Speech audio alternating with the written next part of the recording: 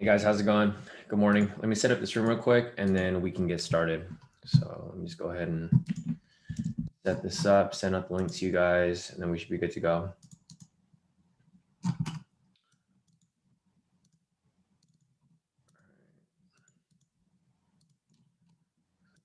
Set up. Today is April 6th, new month, new trading week. Let's see. Got everything set up right here. There. All right, looks like we should be good. I'm just going to send out this link real quick and then we should be good to go.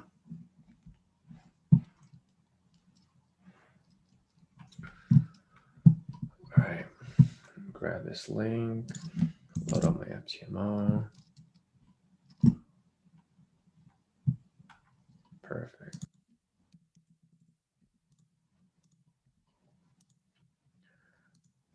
That looks good. Let's finish this off and then we can send out that link. All right, so I was looking at these pairs over here. There's a couple pairs that I was looking at to possibly take, like KJPY right here for a sell. It did look risky though, because I was looking at the indexes. It didn't look like it was really going to move, so I didn't take it. Same with EURCHF over here. These are the only two trades that I saw available right now for Forex. This was just a little too tight, so I decided not to take this. But for the most part, this one over here was like the main one that I was looking at. However, I was looking at other JPY pairs, and I just wasn't fully convinced that I was ready to go yet. So we might enter that for a late entry later, but we'll continue to follow it to see if it plays out. Let me check US 30. We just got a 3-minute signal. Hasn't closed yet. It is. It is 6:30. So we're gonna wait for that to smoothen out before we start taking trades. But I'm gonna go ahead and send this link out to you guys so that we can get started. All right.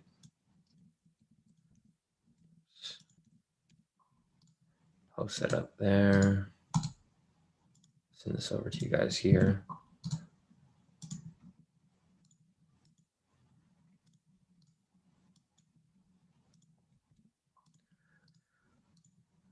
All right.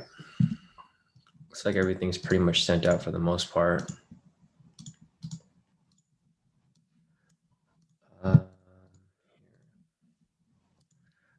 Send it over to the rest of the groups, and I'll send it through email as well, and then we can get started.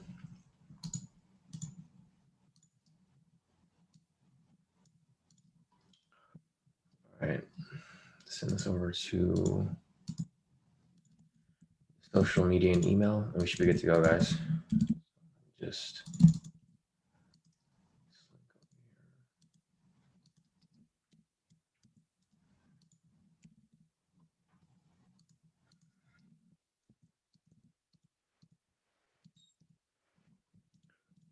we got a pending 3-minute signal right there. There's like 2 minutes left on that candle. It's going to be a risky trade. So if you guys want to take it, you guys can, but I'm not going to take it myself. But I will probably just give you guys the parameters if you guys decide to take it. It's going to be an at your risk trade. If it closes, there's no guarantee it's going to close. And, obviously it's going to be choppy right here anyways. So we'll see the next 2 minutes if that's going to be a valid entry or not. So let me just post this on the Instagram real quick. Instagram and Facebook, actually. Get it right here.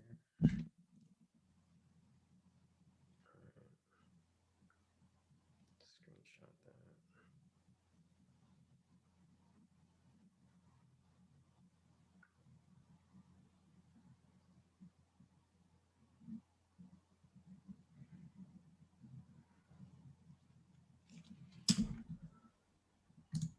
All right, got that posted there.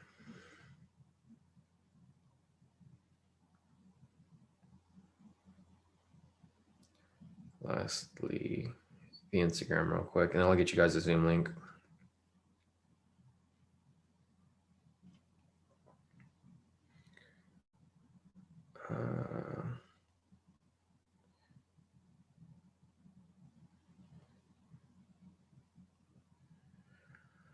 All right, looks like we're good. So let me get you guys a Zoom link real quick. What's going on with Facebook? All right, whatever. I don't really care about the Facebook anyways. Let me get you guys a Zoom link real quick, and then I'll pull up the chat to see who's here. All right. So let's see. Zoom link for you guys here. So there's no entry right there off US 30. I figured it wasn't going to come up anyways because of the way it was moving. So let me just go ahead and send this out to you guys real quick in the premium. So here is the Zoom link, and I'll check out the chat to see who's here.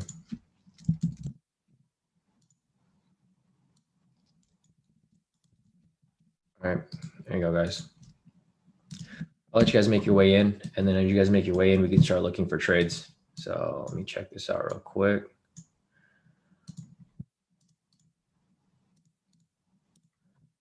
Let's see who's here. Hey, morning, Peter. Morning, Kushi. Morning, Andrea. Morning, David. Morning, Byron. Morning, Paul. Morning, Steven. Morning, Neptune. Morning, Wavebum. Morning, Alan. Morning, Emmanuel. Nice, Alan. Welcome to K2. Steven said, I'll be back in a few. Hope I don't miss any scalps while I'm gone. You're fine, Steven. I think you should be good. Morning, Camo. How's it going, bro? Let's see. Byron said GJ had a good drop. Yeah, I was looking at CJ over here. I was going to call this for an entry for our Forex trades, but I didn't call it because I was looking at the indexes right here, and the CXY compared to the JXY, they're both bullish. See how they're bullish right here, the most recent candles. So I don't want to call it because if they're both bullish, then this is just going to go sideways. So, you know, I hate holding on to trades that are going sideways because they can go either way. They can spike up or they can spike down. So I didn't necessarily want to take that trade right now. The only other trade that I was looking at was USDHF. However, I decided not to call it because it's too close to the next zone right here. It's not really enough space for us to really make, you know, enough movement where it's like worth our risk. So those are the only trades that I saw. Also USD-CHF right here. I was going to call this trade as well, but the USD pairs have been moving kind of funky this past day. We did take our year USD, which did hit full TP right here. But other than that, I think everything else has been kind of choppy. Like our year USD here did hit full TP, so that's why I was kind of inclined to take this USD-CHF. But, you know, I decided to hold off on it for now. There's like no reason for us to take unnecessary risk right now. If I see something that's a for sure trade, then that's when I'll call it. But right here, this was just risky. It was also around market open. So it just wasn't, it didn't fit my risk tolerance to take this trade. So we'll be looking for Forex trades off the next 4-hour candle close, which is at 10 a.m. Hopefully stuff will play out by then. But for now, we're going to be looking at some scalps. So if you guys have any questions, feel free to put them in the chat and then we can take a look. Yeah, Byron, no, I did see that you were talking about GJ. I was talking about CJ because I had it marked up. But, you know, I did see that you mentioned GJ, but they all move the same. So if you're looking at AJ, CJ, GJ, doesn't matter what you're looking at. They're all the same, right? NJ. So they all move similar to each other. UJ, anything with the JPY move is the same. So they all dropped. It wasn't just GJ. UJ dropped, NJ dropped, GJ dropped, EJ dropped. Doesn't matter what you're looking at. It's still the same thing across the board. So yeah, you know, I was deciding to take this right here, but it was inside a zone. That's why I decided not to take it. You know, in order for us to take this trade, it would need to close below the zone right here. But yeah, if you know the confluences between the JPY pairs, as long as they end in a JPY, if they're all moving the same direction, you know, odds are they're probably going to keep dropping that way as well.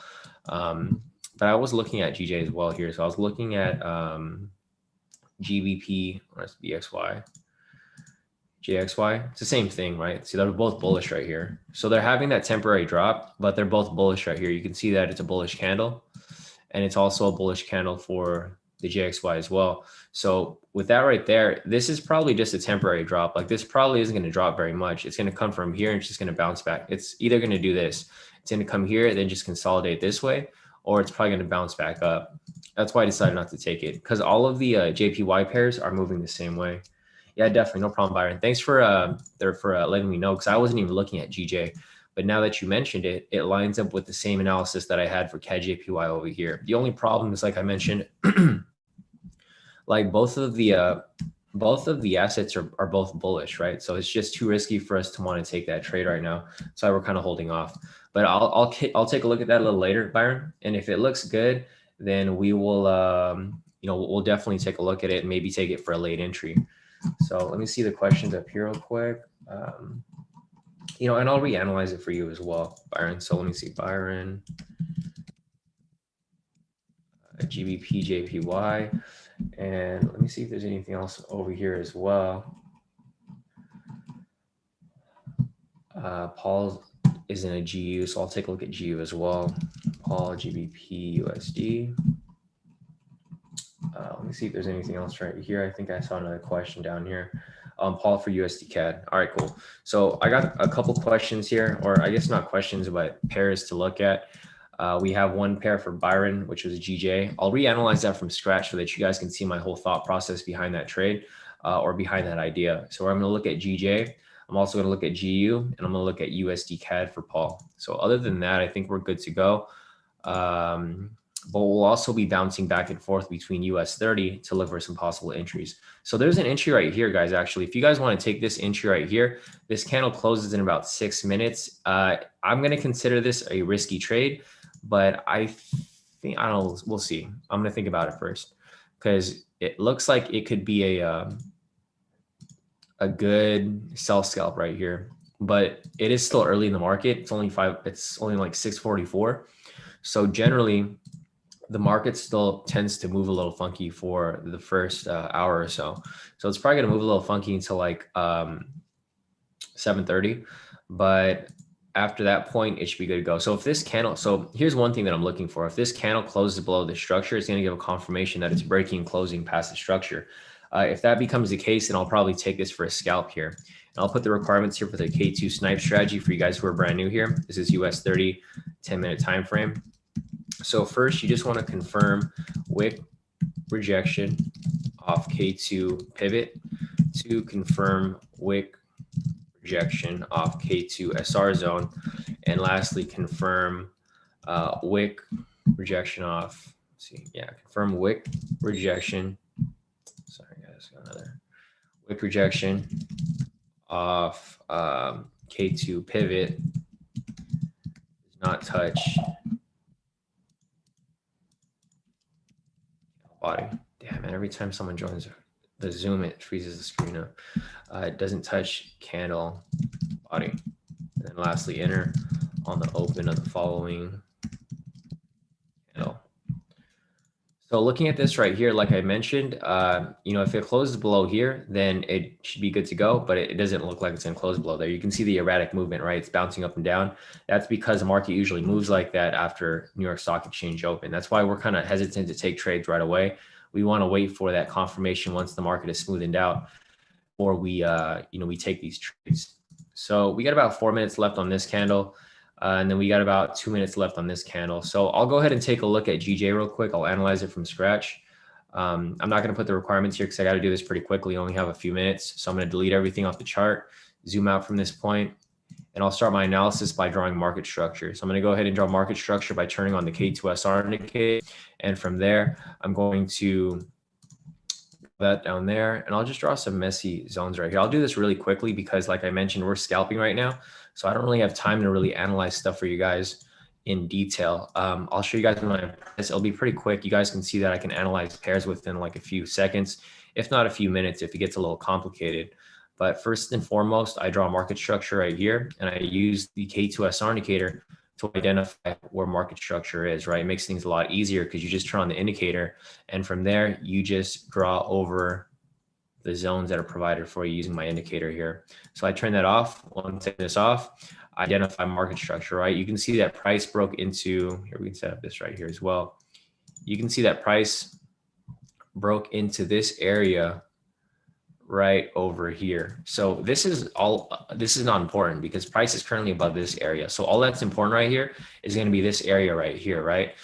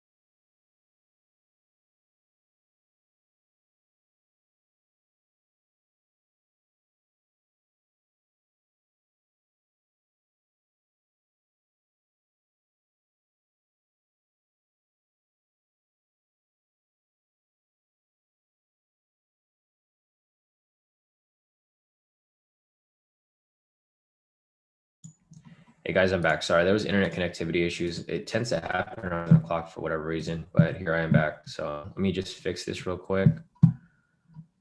Looks like we're good.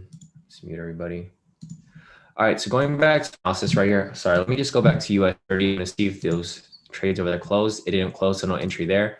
No entry there as well. So going back to my analysis here for GJ, if you guys were following along, first thing I did was I drew market structure here. So I'm going to go ahead and just zoom out from this point. The first step was to draw market structure, right? I drew market structure here using the K2SR indicator. Once I drew that, I zoned in on what's important. This area right here is unimportant because this is previous market structure, right? So previous market structure was around this area right here. You can see that it's kind of just ranged between these two areas right here, right?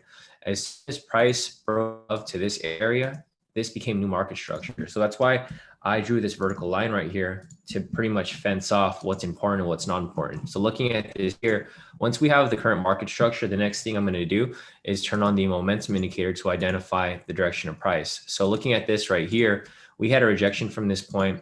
We had a sell signal right here.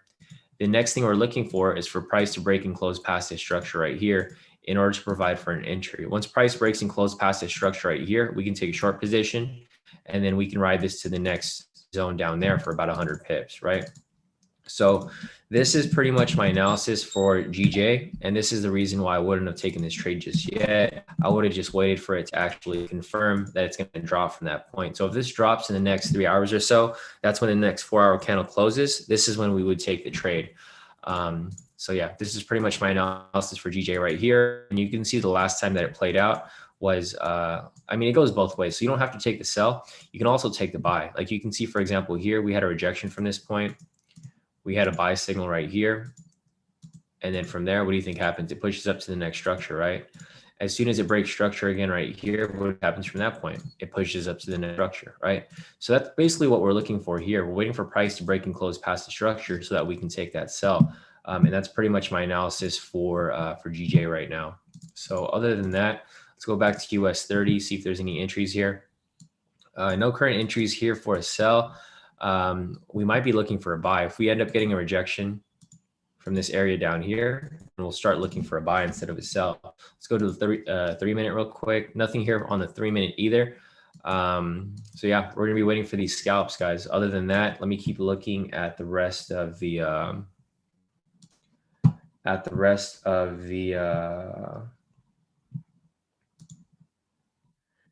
over here as well. All right, so let me check the other ones over here. So I'm done with GJ, and I'm done with looking at these scalps. The next question is going to be GU for Paul. Other than that, let me scroll up real quick and see if there's anything else that I missed. Hey, Brian, how's it going? Nice, all the way from Australia. Welcome to K2.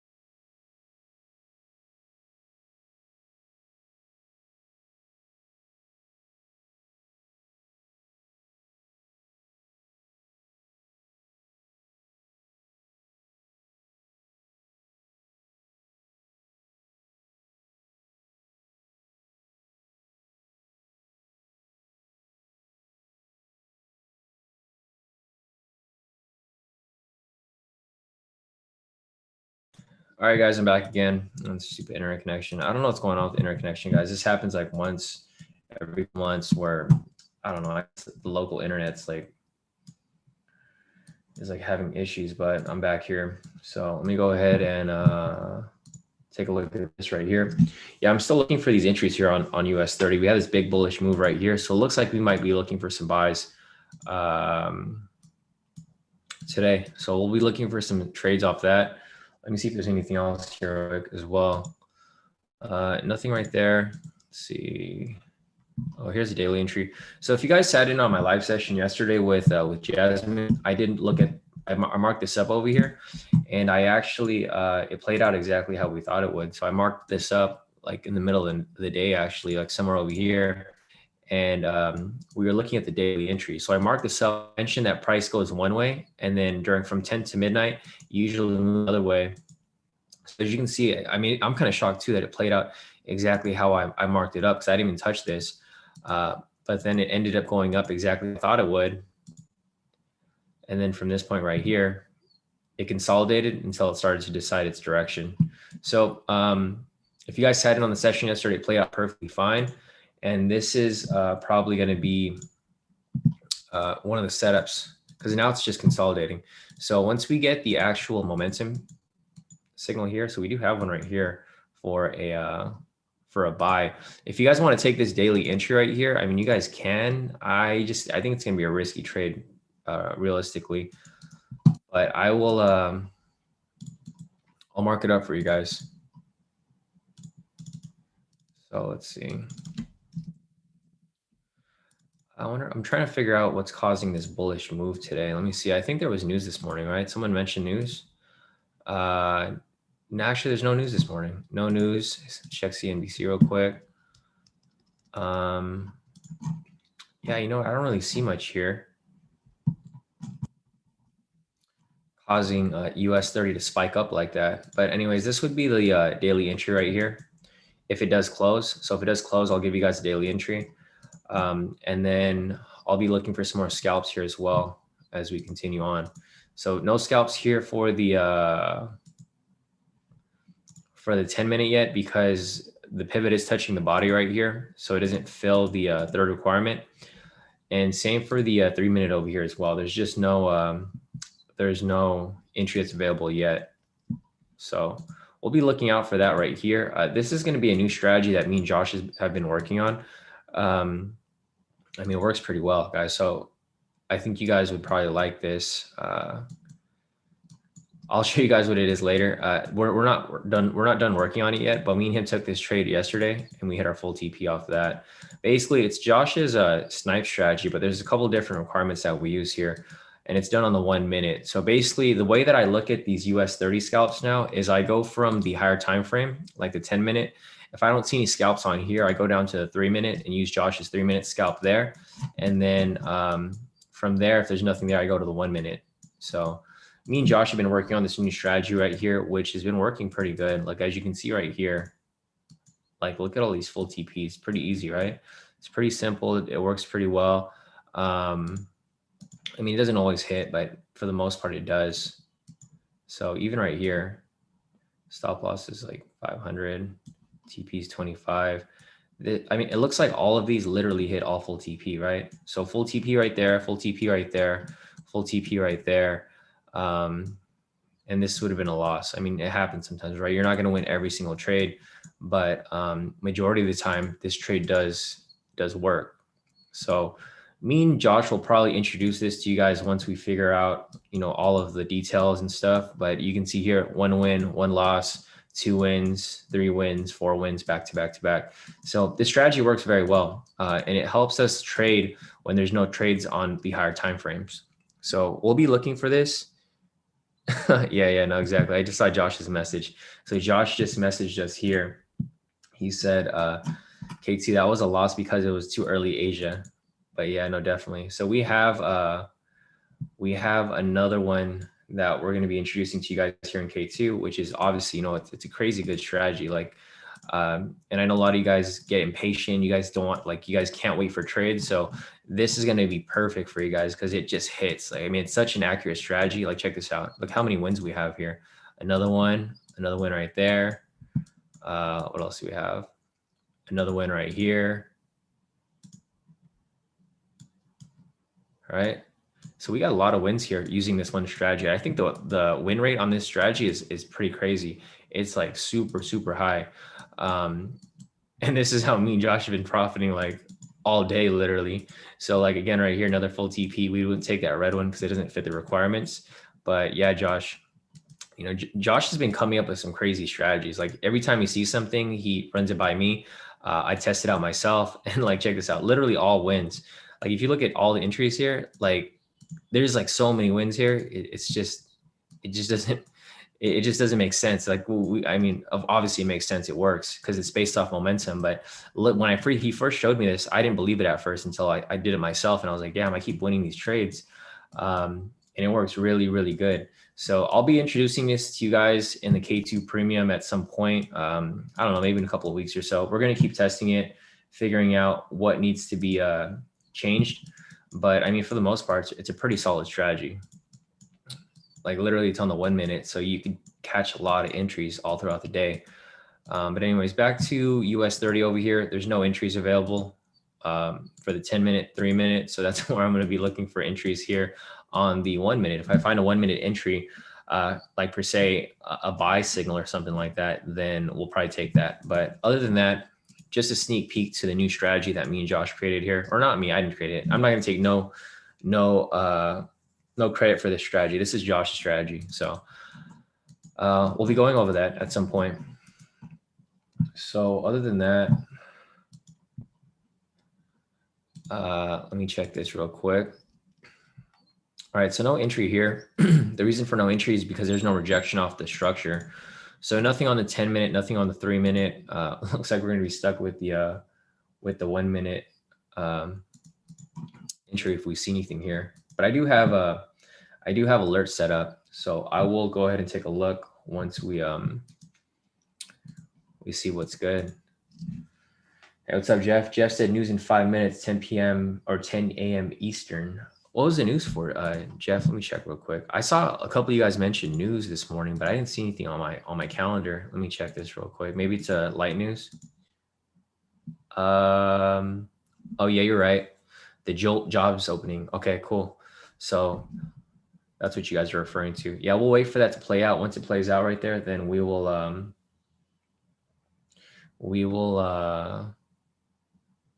check that out.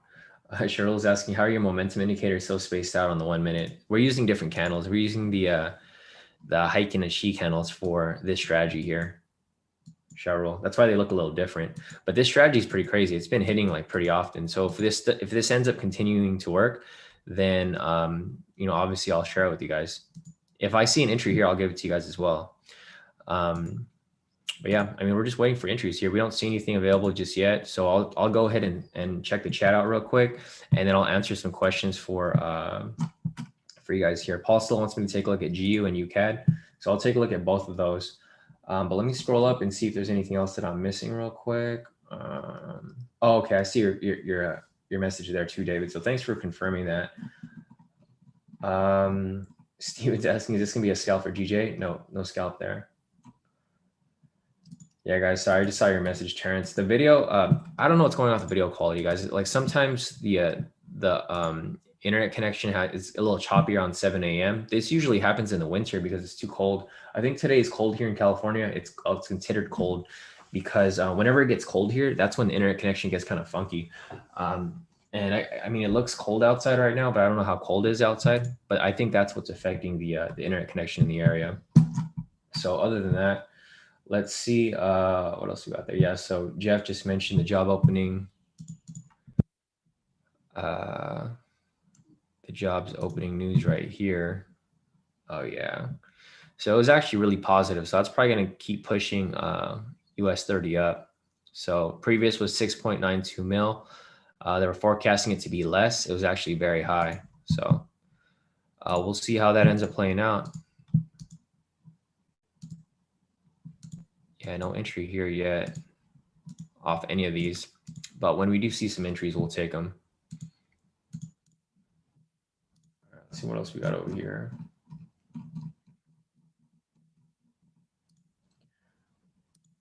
Cheryl said, let me see. Cheryl asked for FTMO, how does the news rule work? For example, if USD news at 9:30, we can't take trades 2 minutes before and after the news event. So that will be between, Yeah, that's exactly right, Cheryl. You just can't enter or exit trades around that time. But other than that, that's pretty much the only requirement. You just can't enter. I think it's like 2 to 5 minutes, depending on the type of news event. If it's a high impact, I think it's 5 minutes.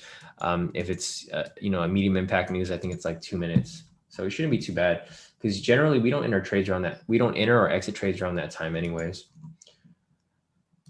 Yik said, "How hard is it to pass the FTMO test? How do they test you?" You can check on the website. Yeah, it's the same. I mean, it's whatever RD just mentioned here. I'll just give you the link right here. I mean, everything's pretty much set out there. Yeah, there's just there's specified requirements, and I don't really have time to look at the requirements for you right now. I can look at them later, but we're trading right now, so I don't really have time to go and look at those little things for you at this time. But let me see if we have a link here, because I think we have a special link here.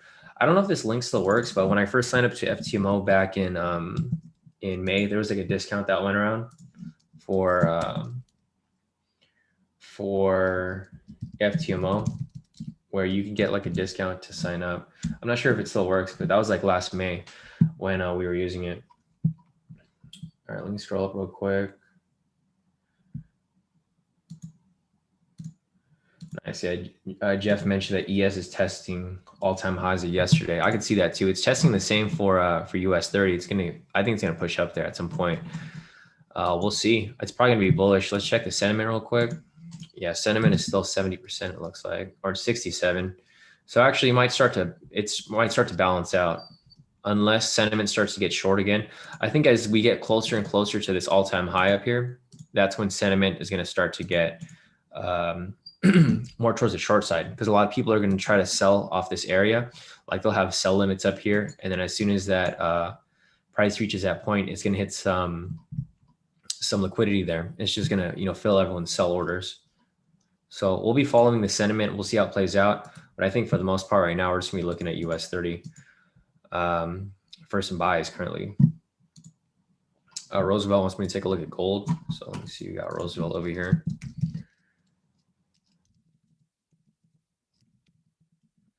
All right, so I got a couple questions here. Paul wants me to take a look at GU. So let me just check US 30 real quick, make sure we're not missing anything here. Nothing there, nothing there, nothing there. All right, we're good. So first thing, I'm going to be looking at GU right here. So I'm going to take everything off the chart.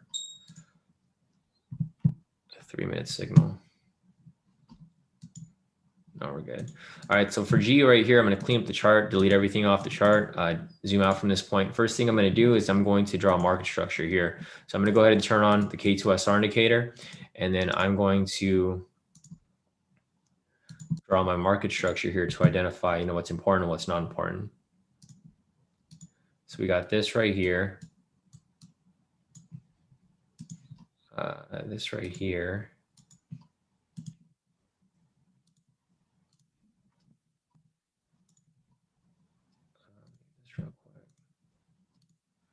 Sorry, I just had to mute everybody in the chat. Sometimes people come in and the mute isn't on. So, all right, let me just, and GU's kind of choppy. It's like messy right here because of all of the sideways movement that's happened from Sunday up until now. But all right, we have this lined up right there. Once we have this all lined up, I'm going to turn that off. And then we will be looking at this from here. So I'm going to go ahead and chop up market structure. Obviously, you can see right here, this is previous market structure where price went sideways. I basically broke into these zones, consolidated, had a bullish move, consolidated, bullish move, came back down.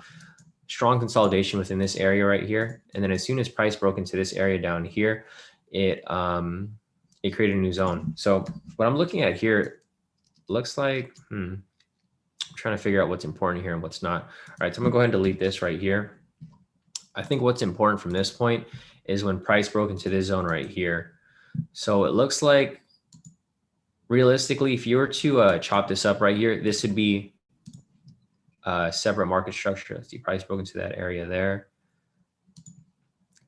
All right, so just looking at this from this perspective, we have 3 sets of market structure, right? Price breaks into this structure right here. And then it just ranges within this area, right? Within this whole area right here. Next, price breaks down here. And then this becomes new market structure down here within this area, where it just ranges, right? So we could probably even delete this right here. All right, I mean, we don't need to delete it, but if I was to delete this right here, this is current market structure. If I was to delete this, basically price is just bouncing within this area right here. It's basically a break and retest, right? Broke, retest, shot up, came back down for a double bottom right here.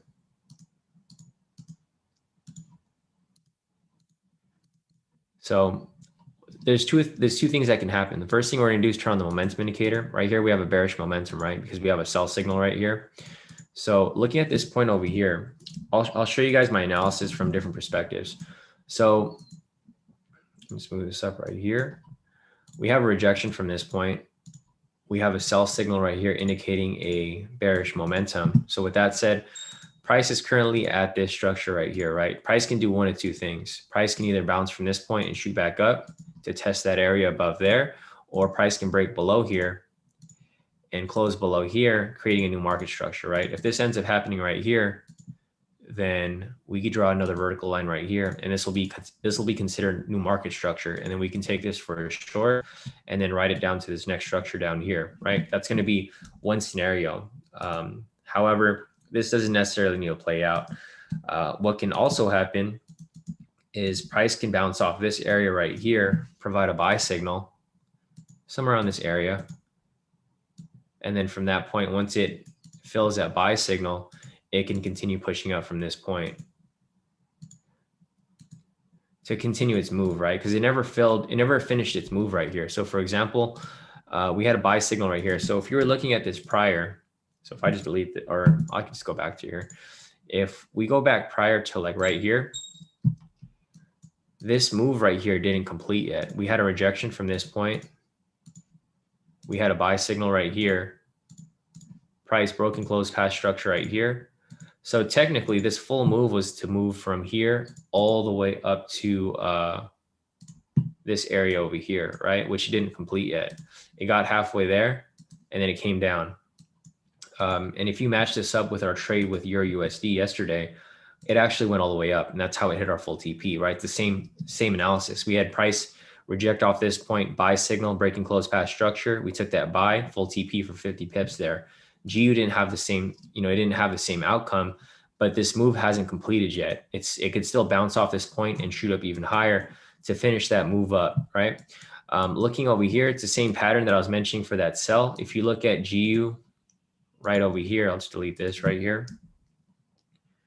So the same pattern that I just drew right here for the sell played out right here. We had a rejection from this point. We had a sell signal right here. And then what happened from that point? It dropped down to here, right? So if you took that sell right there, full TP for about 100 pips if you held it all the way down there. And then as it broke again down here, same situation, right? Broke structure. It dropped down from there. If you took that trade, another full TP right there for about, 50 to about 90 pips, depending on where you wrote it to. So it's the same pattern right here. I'm just waiting for this to either confirm either for a sell or confirm for a buy. By just looking at GU right here, it can play out in either direction. You can play out for a buy, you can play out for a sell. We just need to wait for that confirmation before we decide to take it, because there's two different scenarios that can play out here. Price can either continue down, close below here, and then it'll have the same setup as this one right here, where it continues to drop. So we would take that sell. Vice versa, price can bounce up from this point and come back up from here. So two different scenarios that can play out, but we just got to wait for that confirmation before we decide to take, any trade here. So other than that, that's it for GU. Let me go back to US 30, see if there's anything here. Nothing on the 10-minute, nothing on the 3-minute, nothing on the 1-minute. So we're good off that right now. We're all done with GU right here. Next question is going to be for, let me see, I think it's Paul, right? Paul wants me to take a look at UCAD as well.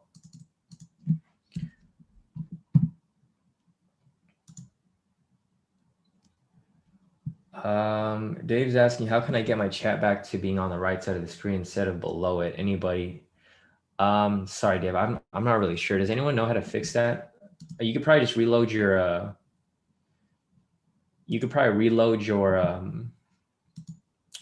your YouTube, Dave. I'm not sure if that's like your personal settings. Honestly, I don't know. I've never seen that before where it shows up on the bottom. So maybe just reload your YouTube and it'll probably fix it for you. But anyways, I'm going to pull up USD CAD next. So We're done with GU right here. Here's USD CAD. I'm going to go ahead and do my same analysis. It works for every pair, works for any asset. First things first, we draw market structure. So I'm going to turn on the K2SR indicator.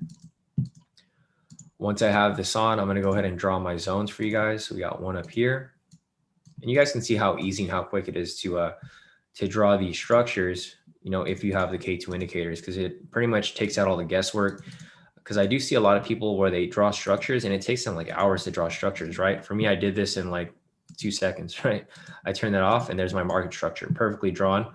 And we can just see how price moves. So looking up from this area right here, you can see that if I chop this up from this area, basically price broke into this structure over here. And then it finally broke below over here, right? So as you can see right here, like you can chop up market structure to see where price is going. But just like I mentioned before, this is irrelevant because this happened like before, and this is what we're looking at now. So looking at this here right now, we can see that price broke into this structure on this date right here on March 18th at 6 a.m. Since then, price has just been ranging between these two zones right here, right? It came up and it came back down. Now it's coming up, and then we'll wait until it breaks above or below. So looking at this here, if I was to delete all this other market structure here, so if I delete this and I delete this is all that's important, right? And just putting that back on there. So what's important here is going to be when price breaks and closes past this structure right here or this below here. Those are the main areas that we're looking for. We want price to do that. And then once it does that, then we can take a trade in that direction. So having drawn this market structure here, we'll know exactly where to focus, right? So our main focus is going to be within this area right here. The next thing I'm going to do is I'm going to turn on the momentum indicator right here, and we'll identify, where momentum is moving.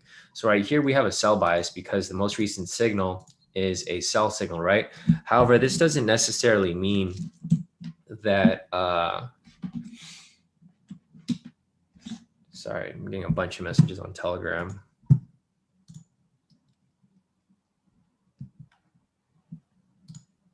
Sorry, guys. All right, we just have a new member here asking me a bunch of questions. So back to USD CAD right here. So looking at the momentum signal, the most recent signal was a sell signal right here, right? So looking at this from this perspective, we're technically only really looking for sells at this point. But I'll show you the different scenarios that can play out. So first and foremost, we identified overall market structure, which I did using the K2SR indicator right here. Next up, we pretty much pinpointed, the important current market structure, which would be this area right here. And looking at this area here, once we turn on the momentum indicator, we have a sell signal right there, right? So our bias is for a sell. What I see happening here is we had a rejection from this point. Price broke structure below here. Then it retested the structure, and then now it's coming back down, right? That's how we got that sell signal right there, because it was a basic pattern, right? It was a sell signal, right? Sell momentum came down right here because we had the rejection. Sell momentum, retracement up this way, break and retest, and then it came back down. Looking at it again right here, it looks like it's another break and retest, because as soon as price broke structure right here, it came down right here, and then it just retested again, right? It came right back up, retested the area. And from this point right here, price can possibly just come right back down. So I'll go ahead and analyze this for a sell first. So for my sell right here, I identified this as a break and retest. We had price break into the structure. It broke below it, then it retested, and then now it's possibly going to come back down. So for scenario number one, we probably have a break and retest right here. Scenario number two is that price can just be swinging back up. So when you guys analyze charts, you guys got to make sure that you look at things from both perspectives. Don't just be stuck on looking at it for a buy, and don't be stuck on looking at it for a sell, because that can change at any moment. So for example, right here, we do have a sell signal, but this can shift to a buy signal at any point. Another confirmation that I use is I look at the indexes. So I'll look at the DXY, which is the dollar index, and then I'll look at the CXY, which is the Canadian index, to see how strong each currency is, right? So the dollar index right here is very bearish, right? It's very weak. And the Canadian index right here is somewhat bullish. It's not very bullish, but it's pushing up, right? So they're both going opposite directions. So if this is going down and this is going up, that's going to indicate that USD CAD is probably going to drop, right? Because if you guys are familiar with how Forex pairs work, when price is going down, that means that the second currency is stronger than the first currency. Vice versa, when price is going up, that indicates that the first currency is stronger than the second currency. So looking at the indexes right here, if the dollar is going to shit right here and the Canadian dollar is pushing up, then obviously USD CAD is going to drop, right? And that's why it lines up with our bias for a sell. So if that becomes the case, then I mean, I wouldn't necessarily recommend that you enter the sell right now, but what could happen is we could probably see this dropping down and retest this structure right here. Once price reaches the structure right here, it can do one of two things. It can break below here and continue dropping, or it can bounce off this point and just continue its range within these two zones right here, because that's pretty much what it's doing within this market structure, right? So looking at this here, this is the market structure right now. It's broken to the structure on March 18th, and it's been in this structure since until now, April 6th. So the main key points to look out for is when price breaks above here or breaks below here, because when price breaks above or below that area, it's going to create new market structure above this area. So we're going to continue pushing up, or if it breaks below here, it's going to create new market structure this way, and it's going to keep pushing down. So those are the two main things to look out for. Otherwise, it's going to be very risky for you to trade, USD CAD within this zone right here, because price can do both of the things that I just mentioned earlier. So that's pretty much my my analysis for USD CAD. But obviously it looks like it's going to be a sell. And main reason for that's just looking at the indexes right here. The dollar index is super weak. So you can see it's still dropping. It's a red candle, right? It's a red candle, and it just dropped after this big drop right here. Vice versa, the CXY Canadian dollar index, it had a bullish move. And then now you can see those wicks from the bottom, right? So those wicks from the bottom are indicating that the Canadian dollar is increasing in strength. So this is pretty much my, my analysis for USD CAD, but we'll see how it plays out. I mean, a lot can happen. This is a 4-hour candle, so a lot can happen from now until the end of the day. I don't think there's news at all today, other than that, those job openings. So there's an IMF meeting. I don't know what this is. I've never heard of this before. IMF meetings usually held twice a year, are held by the World Bank meeting. So I guess this could possibly affect the market, but I don't know if it's going to affect it that much. It's a yellow news event, so I don't see it affecting it at all. Yeah, other than that, I don't see any big news events today. So what we could probably see for USD CAD is this probably is going to have a slow move down, like a really slow move down, or it's just going to go sideways for a bit, like a slow move sideways like that. So other than that, USD CAD just doesn't look like a great trade for us to really be looking at right now. So anyways, back to US 30.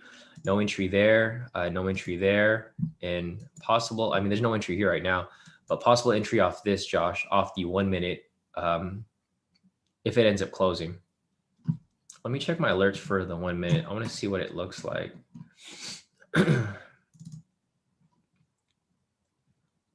It's only a once per bar close. I should probably do, no, I think that's fine, right, Josh? We don't really need once per bar. We could do once per bar close, and we could probably enter late if that ends up being the case. So market looks kind of slow today. It doesn't look like it was moving how it was yesterday. If you guys sat in on the session yesterday, we had like straight wins yesterday. We didn't have any losses. Going over here to the chat, let's see if you guys have profits to share with me today. Let's see. So Josh, yeah, he's looking at it as well. Nice. So Marcus over here locked in some profit this morning. He took a buy for US 30. He locked in $40. So nice work off that. And then his other account, he made 209. So nice work, Marcus, off that right there. Ed over here locked in 2,269 this morning. Wow, nice work, dude. He bought gold this morning. So he's doing pretty good. So all you guys here in K2 are doing pretty good so far. Not that many trades this morning, but it looks like all you guys here for the most part. Just looking at this time stat for today, these are all the profits that K2 members sent me this morning. So Ed made 2,269 this morning trading gold. Marcus made $40 or $43 trading US 30. Fidel over here traded US 30 all last night. He locked in 889. Or I guess this morning, he had one big loss right here for 985. So his profit should have been nearly 2,000. He just, if he avoided that small loss, right, or I wouldn't say small loss, but moderate loss right there. He had pretty big wins all across, but then just that one loss that set him back a little bit. But he's still overall in profit 889. So he's doing pretty good. Fidel made that. Also, Evaristus over here locked in. He said some scalp profits using K2 to scalp on the 15-minute time frame. He traded GU, AU, NU, GJ, and UCAD. He made all this profit right here. He locked in 336 this morning. So great work among everybody over here. Also, Uncle over here. Uncle traded US 30, NASDAQ 100, and he made 925 this morning. So everyone this morning has been doing pretty good. Whoever traded London session, just a reminder, if you guys want to learn the strategy that we're applying here, it's a very simple strategy. If you guys want to learn it, just go on the website k2trades.com right over here and click on K2 strategy course to unlock access to these indicators so that you can apply these strategies on your own. Because obviously, if you learn these strategies yourself, there's going to be a lot of profit that you guys can make here. You know, using this for an example, this is a strategy that a lot of people here use. They use Josh's 3-minute strategy. And if you guys are brand new here, I'll put the requirements over here. So this is Josh, K2, US 30, 3-minute scalp. So first requirement is to confirm a K2 momentum signal. Second, or 2A, confirm K2 signal. It is breaking and closing past K2 pivot 3 and 4. And if that doesn't work, then 2B, confirm. Sorry, Wayne's just showing in the room right now. Confirm K2 signal is above or below K2 pivots 3 and 4. All right. So with that said right there, this is Josh's 3-minute strategy. It's very simple. Looking at people's trades here who took the sells or the buys, I mean, they look pretty good. Let me see these right here. So I think the one that they took here was this one. So there was a sell right here. This is a little risky because price is moving sideways, but as you can see right here, the strategy still works fine. So looking at this right here, this red candle, we have a K2 momentum signal, right? So with that said, first requirement's met. We can check that off. Right here as well, you can see that price or this candle is breaking, closing past the K2 pivot 3 and 4. So with that said, that's going to be 2A right there. So with that said, we don't need to go to 2B. We've already hit the first 2 requirements. And I could put 3 right here for enter on open of following candle. So with that said right there, once you have these indicators and you guys have identified that, you can take a sell right here. Josh's risk to reward is a negative risk to reward. The reason for that is because this is a high profit strategy. It's a high win rate strategy. So we rarely lose with this strategy. And that's why a lot of people don't mind using a negative risk to reward, because as you can see right here, if you took this trade and you let it run, full TP right there, right? Same situation. And if you guys followed our trades from yesterday, we didn't hit any stop losses yesterday. All we did was apply Josh's 3-minute strategy, and we literally hit all of our TPs. So these are, let me go back to yesterday morning, which was, I mean, it was right here. There's a bunch of entries that were available here, but I think we started like somewhere over here, right? So looking at these right here, same thing, right? We have a requirement there. We have the K2 momentum signal. So the first requirement's met. It broke and closed past the pivots 3 and 4. So with that said, we enter a long position right here. Have that set up like that. And if you guys trade during London, this was 2 a.m. after London open. And if you took that trade, full TP right there, right? Straight full TP. So some of you guys took that trade yesterday. If you guys followed everyone's profits from yesterday, there was actually a lot more profit yesterday. So if you guys followed everything, so here's the stamp right here at April 5th, which was yesterday. You can see that C-Suk made 928. C-Suk's other account made 1,661. Salim over here made 118. Mark over here made 854. Mark made another 3,409. Rain over here made 576. So you can see here, everyone made like some pretty good profit yesterday because we didn't suffer any losses yesterday. It was just straight wins, right? Back to back to back. And they were using this strategy right here. So looking at this at this point, same situation again right here. We wouldn't take the sell signal right here because it doesn't fit requirements 2A or 2B. So we just wait for the next one. Again, right here, this buy signal. First requirement, we have a momentum signal right there. Second requirement, 2B, we confirm that the signal is above the K2 pivots 3 and 4. So with that said, we enter a long position right there. You guys can see that this strategy is really simple. It's not really that hard. It's a checklist, basically. You just look for these requirements. If they're met, then you take the trade, full TP again right there. So 2 full TPs, no losses. And then just, following this through into the US session again right there. Buy signal, it's above the pivots. We enter a long position right there. Same situation, full TP, right?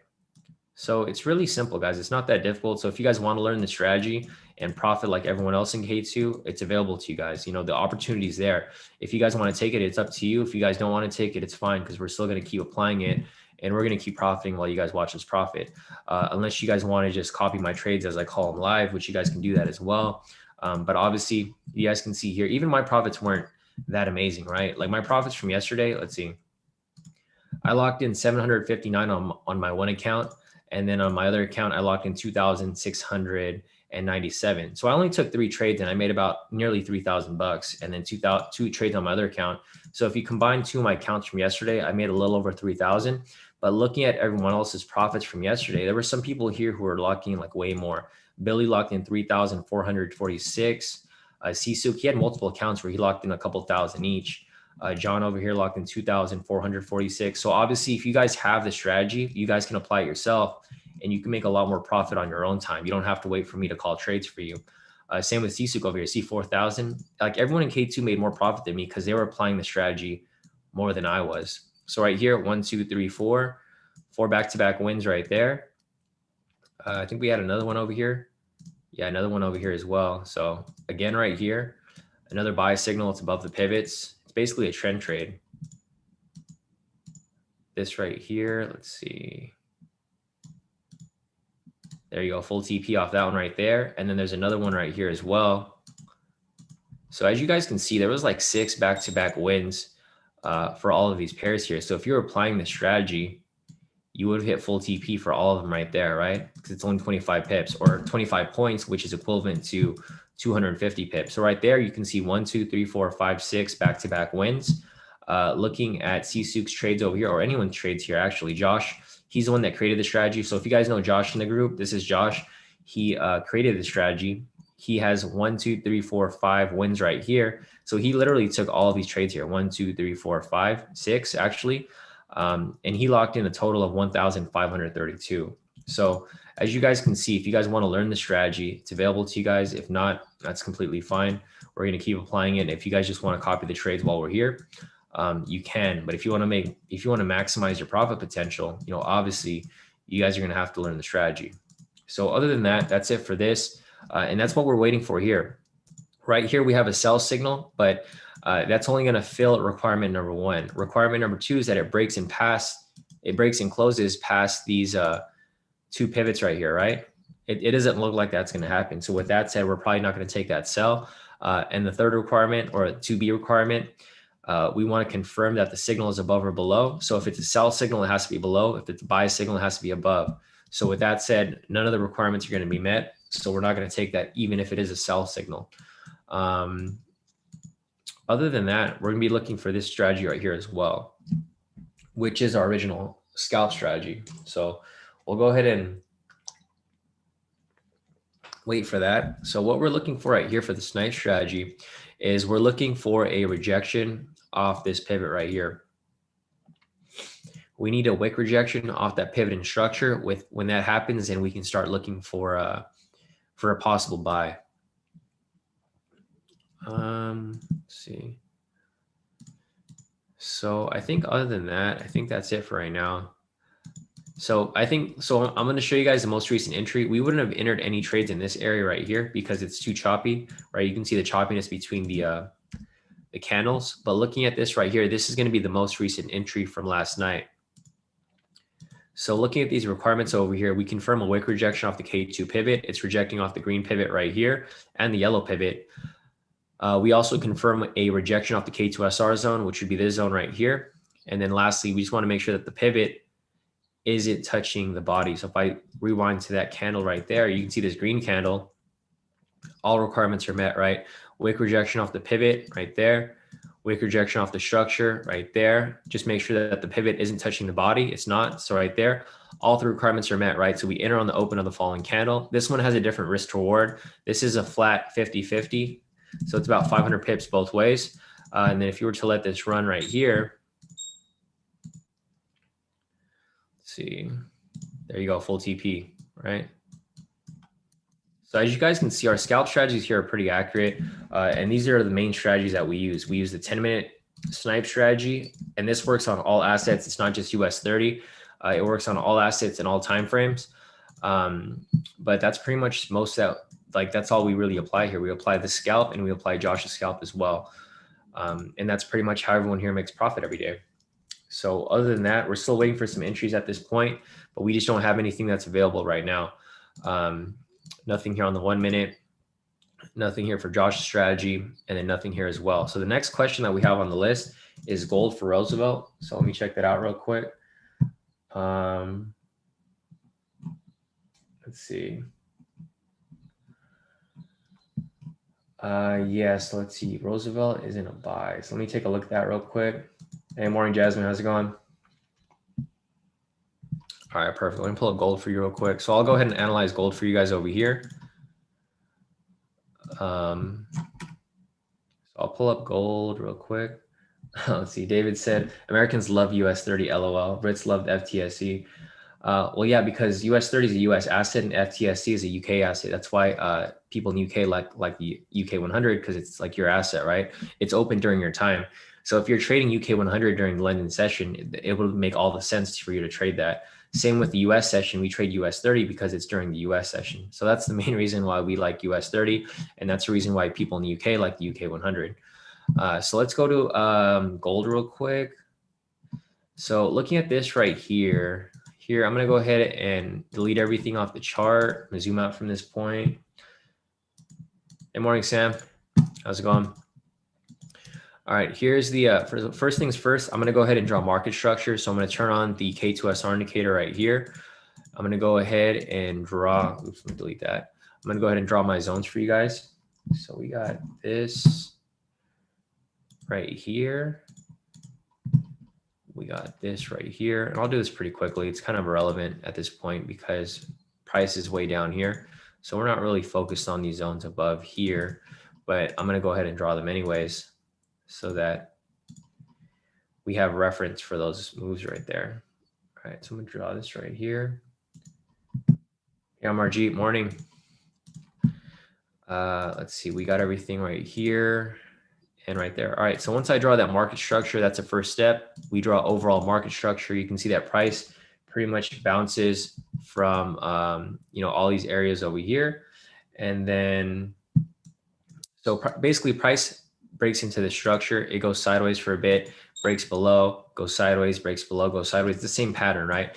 It just has a burst of momentum. So burst of momentum down, consolidation, burst of momentum down, consolidation, burst of momentum down, consolidation, right? So it comes down, comes back up. And at this point right here for gold, we're going to go ahead and just mark up what's important here. So as you can see right here, price broke into this structure. Actually, I mean, we could, so there's two ways to do it. Like, for example, right here, we can draw this from this area, and this could be the entire market structure. So if we were to focus on this right here, we can like delete this area and just focus on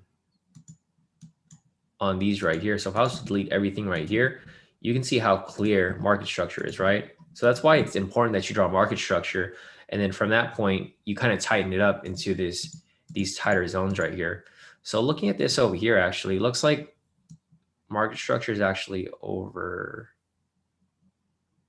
here. Or actually, we can just do it from like right here. Because you can see that if we delete this right here, it becomes relevant, right? You can see that price just pretty much bounces from this ceiling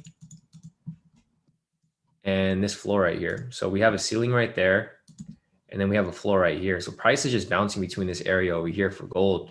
I'll just leave this here in the middle for reference, but looking at gold right here, I'm gonna go ahead and turn on the momentum indicator. And we have a bullish momentum right here, right? The reason for that bullish momentum is that the most recent signal is a buy signal. So looking at this, we had a rejection from this point, and then we have another buy signal here. So my bias is going to be for a buy. So I'm going to go ahead and turn off the momentum indicator right here. And I'm just going to delete this zone right here because it's kind of, I mean, it's not relevant, but for the most part it is. So the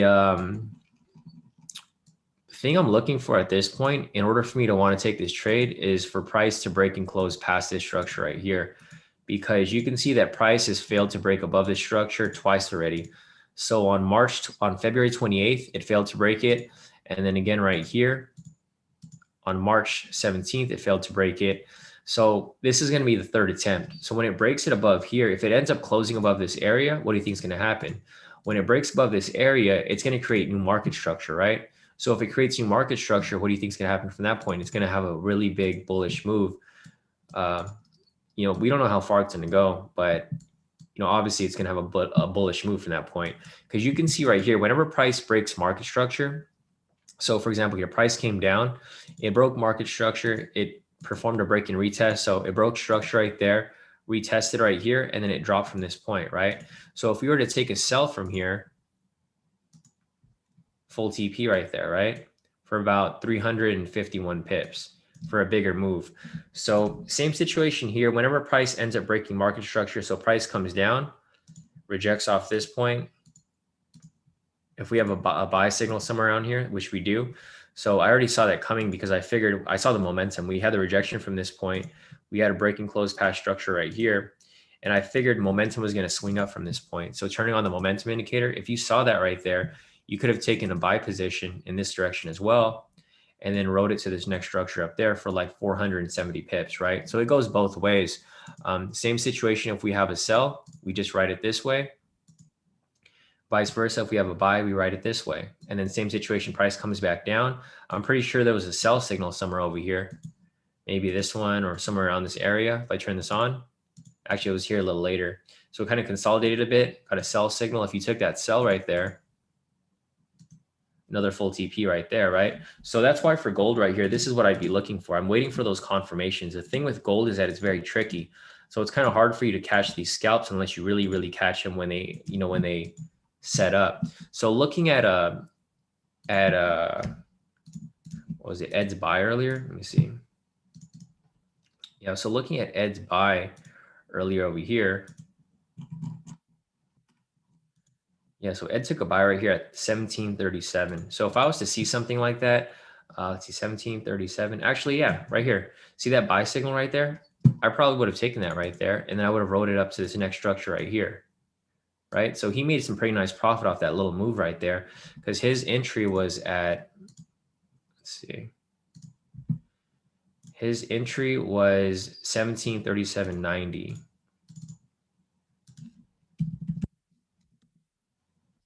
So like basically right there, like, you know, waited for it to come up. And then if you took that buy signal right there, you could pretty much continue to ride it up even further. Is it still active, Ed? Let's see. Yeah, your trade's still active. So if you want to hold on to it, I think it's going to keep pushing up, Ed. You could probably hold on to it until it reaches this area right here. Your TP should probably be slightly below it. About 140 pips.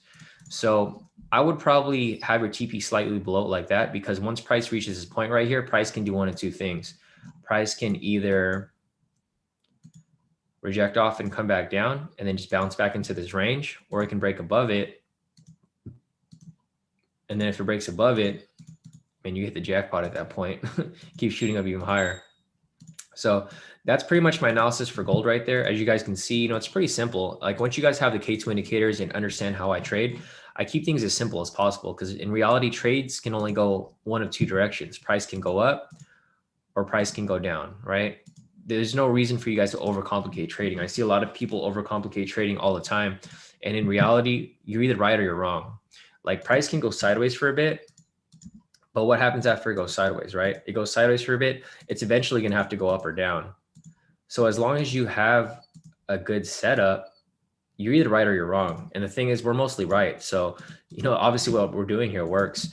So, you know, if you guys want to apply that, you know, it's up to you guys, but this is my analysis for gold right here. I'm looking at it from a bullish bias.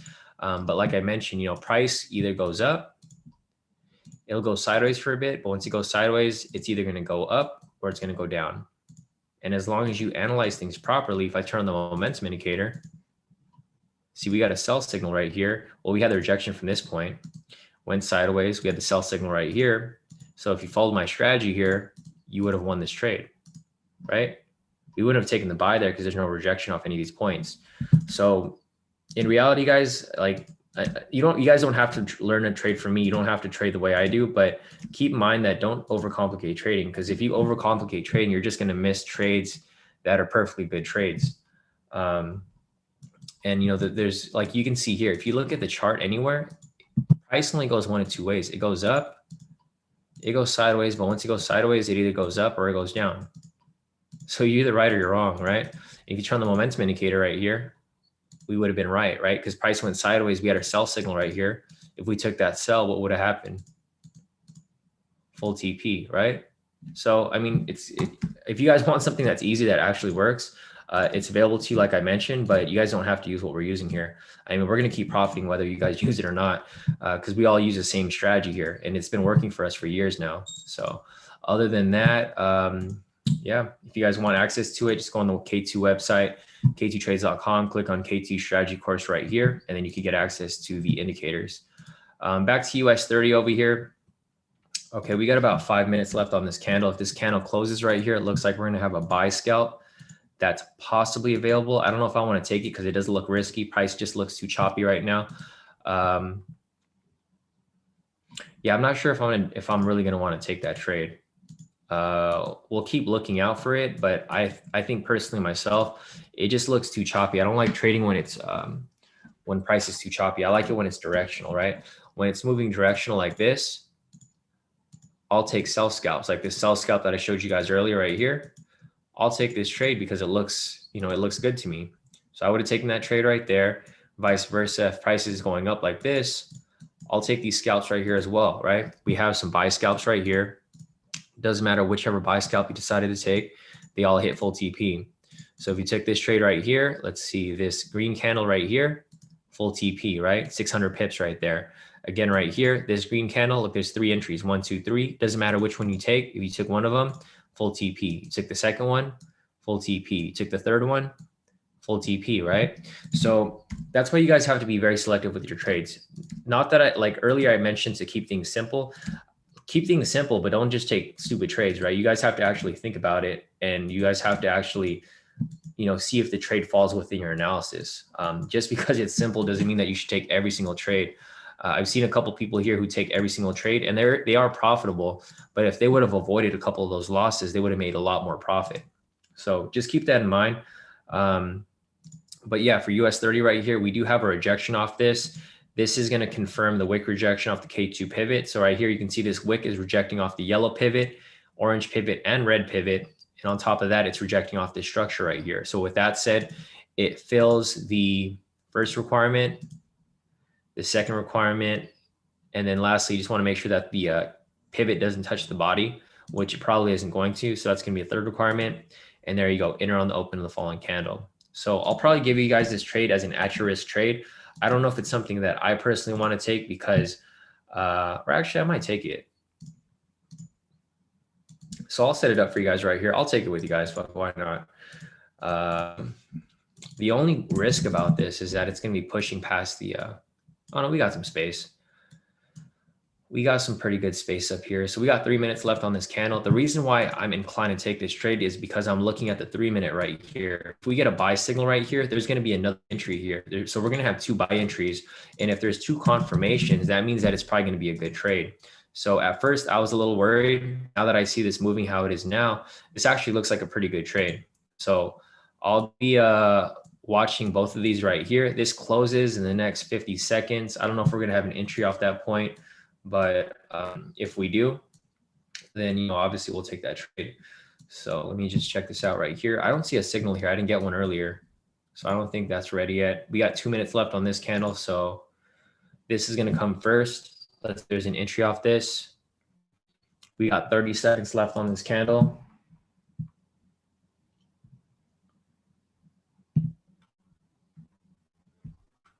Let's see.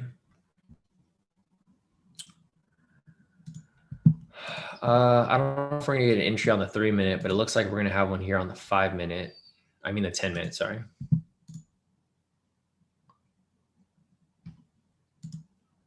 So we got about 8 seconds left on here. I don't signal.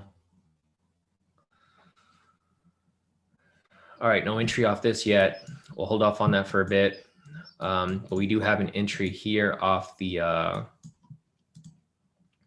10-minute. So we got about a minute left on this candle, about 2 minutes actually, 1:40. So once this closes, then we can determine whether we want to take this trade or not. So this is going to come first before the 3-minute. Man, this thing is looking kind of messy though. Let me check the sentiment real quick. All right, sentiment 68% short. So there's still majority short right now. I'm trying to think what's going to happen here.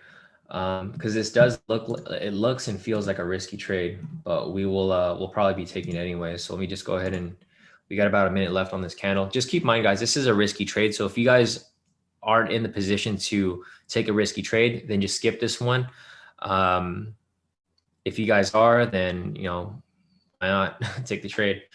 I'm going to keep looking back and forth between these. Okay, so it's not starting to look risky now. So I don't know if I'm going to take this trade. I'm going to think about it. Like I'm going to think about it really quick. I only have about 50 seconds to think whether I want to take this trade or not. Let me check the daily entry over here.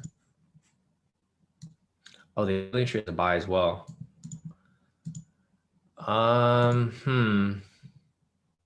This is a messy trade. So here's the thing, guys. You guys can take this at your own risk. I don't know if I'm going to take it because now it's pushing down too low. It doesn't look like a safe to me. We got 20 seconds left on this candle. It is a valid entry. I'll give it to you guys, but it's going to be an at your risk trade. It's not going to count towards the results. And I'm also not going to take it on my own account because it's just, this is a huge bearish candle right here. And if this ends up closing below here, it's not going to fill the requirements. Okay. It doesn't fill the requirements anyways. See, we got 5 seconds left on this candle. Let's see how it closes. All right, if you guys want to take this trade, you guys can, but like I mentioned, it's an at your risk trade. It's not something that I recommend taking, but if you guys want to take it, it is a valid entry. But it is a very risky entry. So just keep that in mind if you guys decide to take it. The reason why it's a valid entry is because this red candle right here, this wick right here rejects off that red pivot. It's also rejecting off this structure, and this red pivot is not touching the body. So if you guys want to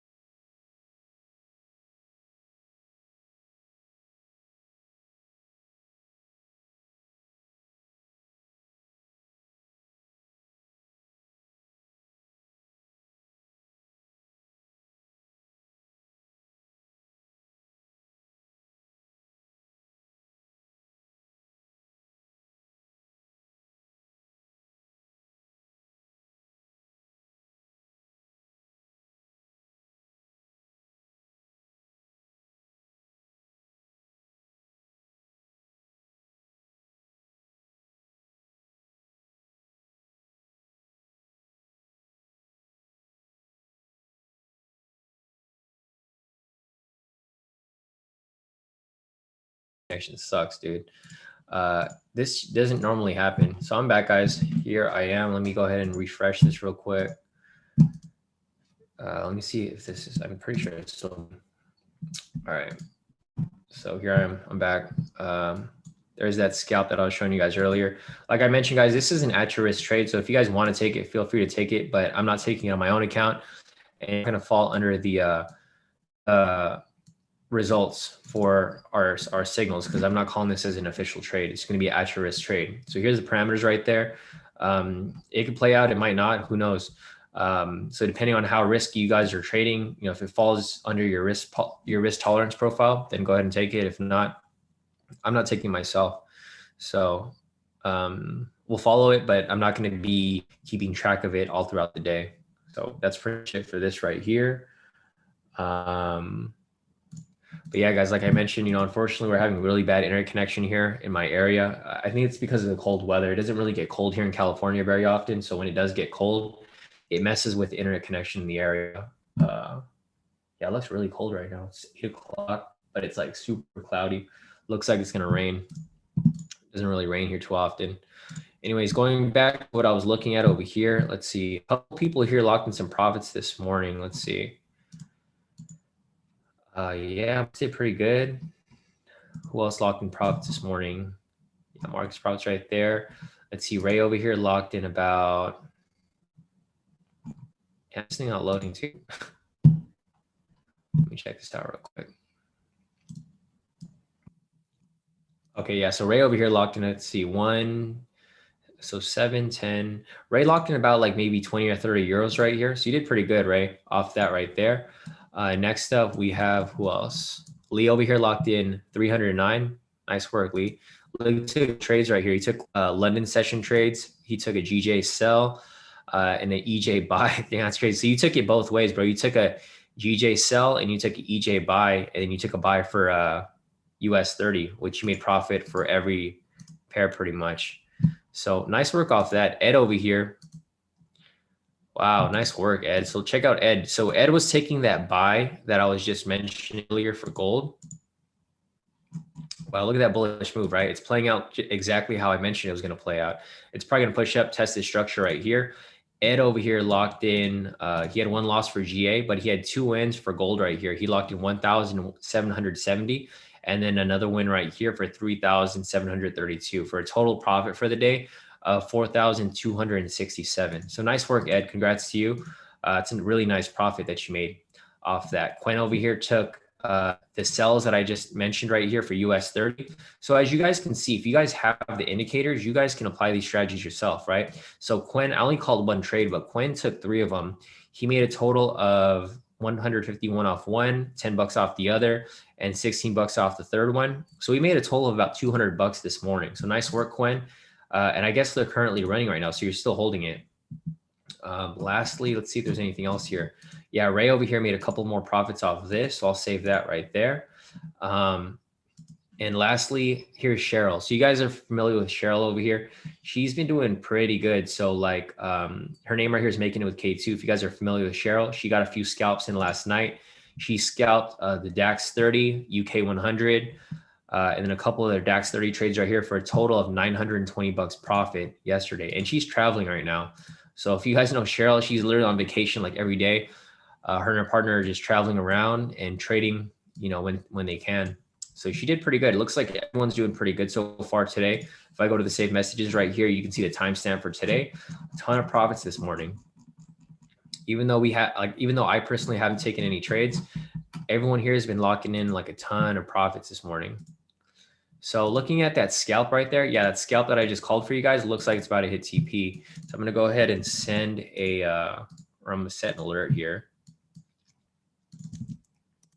This is going to be US 30 snipe scalp TP.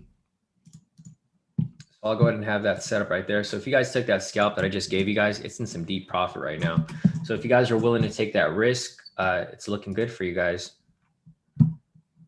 So we'll be watching that as we go.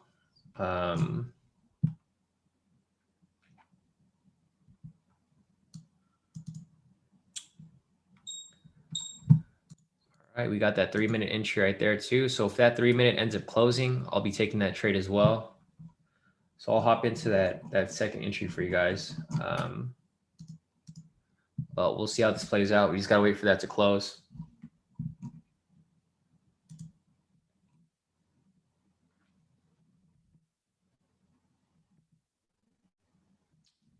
All right. Wow, look at that big move right there, guys. So as you guys can see, the requirements meet right here. But if you guys are familiar with how I trade, the reason why I did take it is because it looked risky.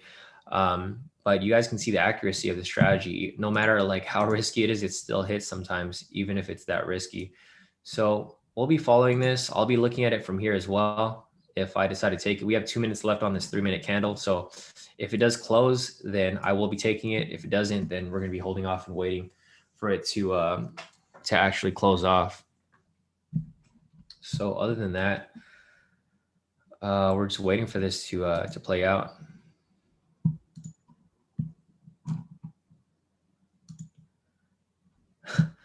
Steven, it's gonna be a buy, bro. Whenever the green's on top, that means it's a buy. If the green's on the bottom, that means it's a sell, Steven. So just keep that in mind. I'm sure you guys are familiar with Steven. And I'm sure a lot of you guys think Steven's a troll, but Steven's serious with his questions. He just asked a lot of funny questions. So yeah, Steven, it's gonna be a buy if that ends up being the case. If you guys sat in on the session yesterday, you guys had a good laugh when Steven was asking a lot of those questions during the last scalps that we had of the day. So we got about a minute left on this candle. When this candle closes, then we're going to take this for a buy. But we'd have to wait for it to close with the buy signal right there. Until we get that buy signal, there's going to be no entry for us yet. So other than that, let's see. Peter said, where's Pikachu? Well, you know he was here, Peter, because you can see who disliked the video, right? It's that one person. That dude's so annoying. He comes in every day. Like, he comes in with a mission. He wakes up every morning. He's like, man, I'm going to go on the K2's live. I'm going to start trolling people, and then I'm going to dislike the video. Actually, we can't see him, Peter, because we blocked him from the video. So he can't come in and talk anymore to bother us, but he can still go ahead and dislike it. That's why he came in, disliked the video, and he left, which is whatever. I mean, I don't really care. That dude's a troll. He has nothing better to do. He comes in every morning. He's been coming in like every morning for the past year to troll. Ed said, Shawn, Warzone tonight? Yeah, I'm down, bro. Play Warzone or Cold War, depending on which you want to play. I don't really play Warzone that much. Eric's asking, do you have a discount to become a member? Nope, no discount. That discount expired at the end of last year, so we don't have any discounts available. And you're asking if your momentum signal, is it based on what volume? What did you like to know? If I would tell you, then it would be proprietary, right? But yeah, it's based off momentum. So there's an algorithm to it, but it's not specifically off volume. It's based off a lot of other things. So other than that, guys, no entry right here. Look at the US 30, guys. It's like bouncing around like crazy right now. It's bouncing around like way too much. And this is why I decided not to take the scalp earlier, right? The reason why I decided not to take the scalp is because price is just, it's moving irregular right now. It's moving back and forth. I mean, it could go up, it can go down. There's just no, there's no specific, there's just no specific direction, right? So that's why it's kind of difficult for us to take these trades over here.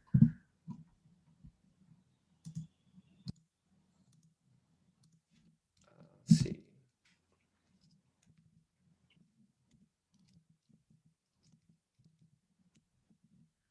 Yeah, if you guys want to add me on PSN or whatever you guys play for Call of Duty, we can play Call of Duty tonight if you guys want to. Yeah, Ed, do you have a Cold War? Or do you just have Warzone? I haven't really played Warzone that much. I don't like how the map's too big. Well, I mean, it's not that bad actually. I just haven't really played it. That's why I haven't gotten used to it yet. But I've been playing Cold War a lot since I got my PS5 last Friday. Too funny, Sam. Yeah, no, definitely. So I'm waiting for this to close out. We don't really have much scalps here. Let me see if there's any other questions that I missed. I already looked at gold. So if you guys have any questions and you guys want me to analyze anything for you guys specific, just put the pair down in the YouTube chat and I can take a look for you guys. But right now, currently, there just really isn't much for us to look at. As you can see right here, US 30 is very erratic, right? It's bouncing back and forth like a lot. So it's too risky for me to really want to just hop in right away. If I see an entry out here on the 3-minute, then I'll take it. But right here on the 10-minute, the scalp is still currently in profit and it's pushing up even further. So if you guys did take this trade that I called earlier, it was an at risk trade. It's on its way to TP, but I'm not currently in it. So I'm not necessarily following it, every single move that's happening.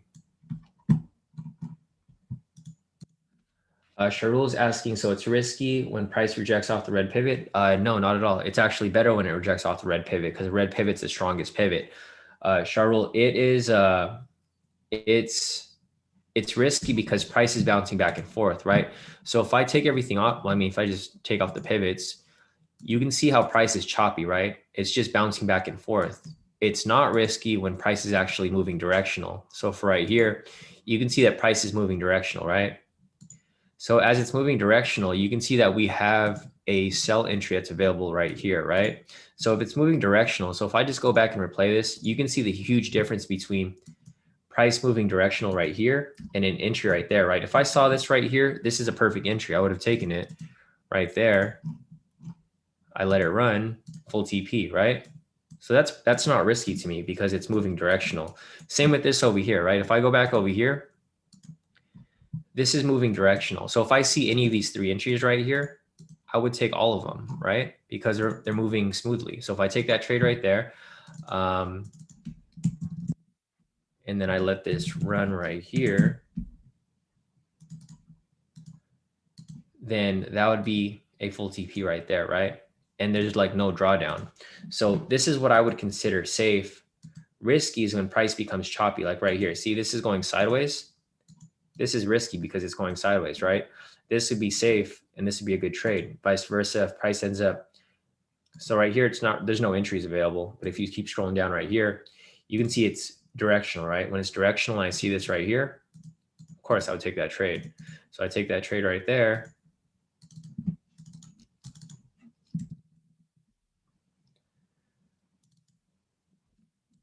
Steven, you ask that question every day, bro. Dude, you literally ask that question every single day, and I answer your question every single day too. So I'm not going to answer that question for you, Steven. I'll let you go back and just rewatch the previous lives for the past year, and you can see what the answer was for that question. And guys, if you guys are new here, Steven, he asked a lot of the same questions. So I'm just being sarcastic with him, but he literally asks the same question every day.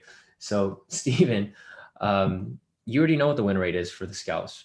It's not I mean, you don't, this is stuff that you don't even have to know, Steven, because like yesterday you were like super confused and I had to like explain to you the basic things about trading, right?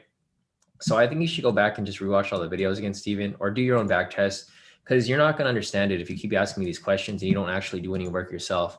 So if you guys are new here, Steven is one of our older K2 members. I'm just really sarcastic with him because that's just Steven. That's just how we talk to Steven.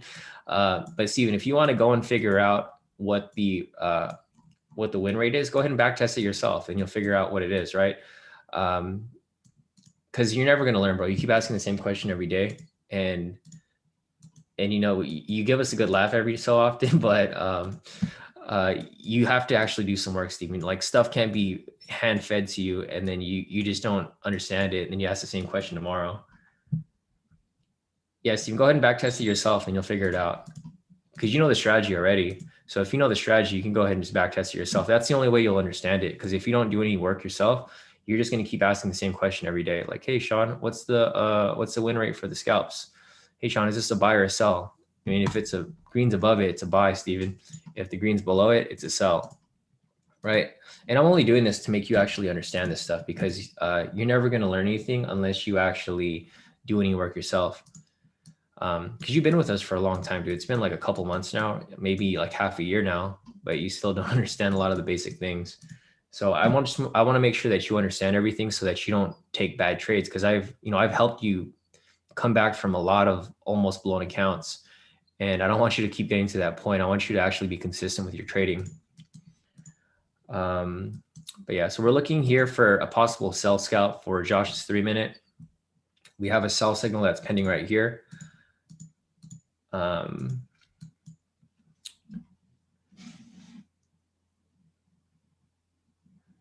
Oh no, Sam. I just saw your message, Sam. No, Steven isn't trolling. He just doesn't understand a couple of things and he asks a lot of questions. I know it's fine, Sam. Steven, it's funny. People think you're trolling us, but you're not. It's just already said, Steven, how high are you when you trade? Yeah, Steven is not trolling, guys. Steven, he's just he asks a lot of these questions every day, and it's cool. You know, Steven's a friend to us, so we're not really.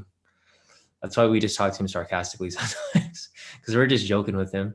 But no, I'm being serious, Steven. You should go and actually learn how to trade or learn to, you know, read what what this is. If you see the green on the bottom, this is a sell, right?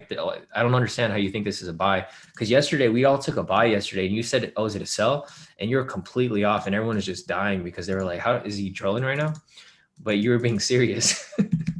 So Steven, just, actually understand what we're doing here and actually understand like when you ask a question, I answer your question, actually, take it into consideration. Don't let it go in one ear out the other. Cause I'm literally answering the same question every day with certain things. But you're cool, Steven, we still like you, even though you ask a lot of the same questions every day. Yeah, no, Sam, I got you. All right. So, let me see this real quick. Dennis over here. Let's see if there's anything else. Rick over here said, I'd rather give money to a crackhead at this point, because Rick keeps going back and forth with his profits. Yeah. All right, cool. So everyone's profits this morning looks pretty good. Other than that, let's see. I mean, you guys can see here that price is really indecisive, right? The reason why it's indecisive as well is because you can see here we have a buy signal, but it's an invalid buy signal, right? It's a buy signal, but it's a bearish candle within it. Same with right here, we have a sell signal, but it's a bullish candle within it. So US 30 is just going back and forth. It's literally bouncing back and forth, but we're looking for a scalp right now so that we can take the trade. If you guys are in that scalp that I gave you guys a few minutes ago, it's still in profit right now, but it's still a little risky with it, bouncing back and forth. So other than that, let's go to gold over here. Yeah, going back to gold, I just saw your conversation right there, Ed. The gold that I marked up earlier, it's kind of just flat now. It's not really moving, but it is, it is still moving upwards towards that range up there, or the resistance, I guess you call it. Nice. Ed said he moved stop loss to break even, so I'm letting it run to 1747. Nice. Yeah, slightly below this. I would probably put the TP a little less, actually. Probably around that same area, Ed, because that seems about right. Let's see, 1200.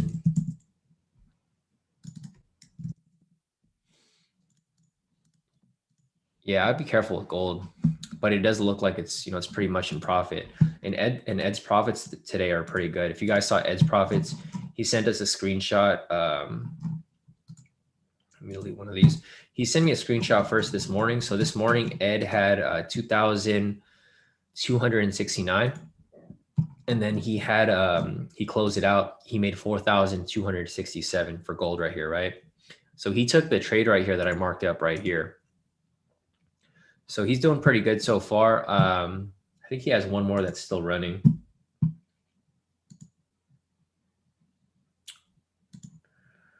Charul said, sorry, what's the strategy for the gold called? I want to learn that. I mean, we don't have a set strategy for it yet, but you can use the K2 SR zone strategy, Charul. It's the same thing. So like basically right here, if you were to apply this strategy, you actually would have entered down here, but then you could have made a second entry over here. So if you want to learn that, Charul, you can go to the course and look at the K2 SR zone strategy. So for example, here we had the rejection from this point. We had the breaking close path structure right here, and it was also a buy signal. So here, I'll just show you guys the strategy real quick for you guys who are, brand new here, because I know not all you guys here have been here for a long time. But yeah, looking at this right here. So this is going to be the K2 SR zone strategy. First, you just want to confirm a break and close past K2SR level or K2SR zone to confirm direction of price using K2 momentum signal. And then lastly, enter on the open of the following candle. So as you guys can see here, I keep all the K2 strategies extremely basic, right? Like there's like no guesswork here. Literally, you confirm a break and close past the K2SR zone. So for example, right here, this candle right here breaks and closes past this K2SR zone, right? So that's requirement number one. That's been met. Requirement number two is to confirm the direction of price using the K2 momentum signal. So right here, we have a buy signal, right? So obviously we're looking for buys. With that said, you enter on the open of the following candle. So right here, you enter a long position right there. And then if you were to let this trade run, what do you know? Full TP, right? It's extremely simple. And that's why I keep telling you guys, like, you guys should keep trading as simple as possible. It's really not that difficult if you like actually have a trading plan and you know what you're doing. I've been trading this way for, I don't know, what, 6 years now. So I've been using the same strategy for like years now, and it's been working forever. So that's why we continue to use it. I just introduced this to you guys like 2 years ago because I decided to share my strategies with you guys. Because in the beginning, I was just giving trade ideas. I wasn't necessarily, doing this. I was just trading by myself. And then once I started K2, that's when I started sharing my strategies with you guys. Charlotte said, I assume it works best on the 4-hour strategy. Yep, exactly. Because I mean, you can apply it on the shorter time frames too, Charlotte, but there's a lot more noise on the shorter time frames, right? If you're using the higher time frames, it works out a lot better. Like looking at, let's see if I can find another one here. Okay, so same situation right here. So I showed you that entry right there, right? Full TP. I'll go ahead and go back to this right here. So, fuck, man, don't tell me the internet went out again. Okay, I'm still here. The internet like lagged for like a few seconds. The weather outside looks pretty crappy, so I think that's why the internet connection sucks. But going back to this area right here, Charul, same strategy that I just mentioned to you guys. So confirm a break and close past the K2SR level or K2SR zone right here. So this candle breaks and closes past the zone, right? So that's requirement number one. Second requirement, confirm direction of price using the K2 momentum signal. Right here, we have a sell signal, right? So in this situation, both the requirements are met. So you enter a short position right here. You let that run. Or your stop loss probably would have been a bit higher. Depending on where your trade was. I don't trade gold, so it's kind of hard for me to determine where the sweet spot is. But you would basically put it at the swing high. So this is kind of too tight. Your swing high would probably be like right here, because you can see price comes down, then it swings up from this point. So this would be the swing high, right? So technically this would be 400 pips or something like that. And if you were to let this run, there you go, full TP, right? And it's crazy how accurate it is, right? Look at that. It literally hit TP and then it bounced right off it because we put it at the swing high over here. So if you were to take this trade, it would hit your TP right there. And then again, same situation right here. Price breaks and close past the structure. If you were to zoom out from this point. So same situation here again, same requirements. Confirm a break and close past structure, confirm the direction of price using the momentum indicator. So those two requirements met, you enter a long position right here. You let it run, and what do you know, full TP, right? And it's exactly on point. See how close it is? It literally reaches the zone right there. I mean the price point, and then it bounces off. Same with here. It reached the TP and then it bounced right off it. So this is pretty much how you would apply this strategy, Cheryl. And this is, the one that I would recommend. We don't have a set strategy just for gold yet. I mean, you're creating that, right? You're a gold scalp, but we don't really have one that's set. So this TP is about to hit as well for this other entry over here. Let me go back to US 30 real quick. All right, we got about 3 minutes left on this candle. Or no, 1 minute actually. If this closes right here, I'm going to take this trade with you guys and we're going to make some money. If you guys took the other scalp that I called for you guys here on the 10-minute, it's in profit. It's still pushing up higher and higher. If this lines up with it, then this is probably for sure going to hit. So if this ends up hitting right here, then I'm ready to take this trade and we're going to hop into this. Let me see. Josh said 1 minute. Oh, shoot. Okay, crap. Okay. So I'm going to take this, all right, if you guys want to take this trade, it's pretty kind of late, but I'm going to take it anyways. Freaking Josh. He just messaged me right now. He's like, Shawn, 1 minute, all caps.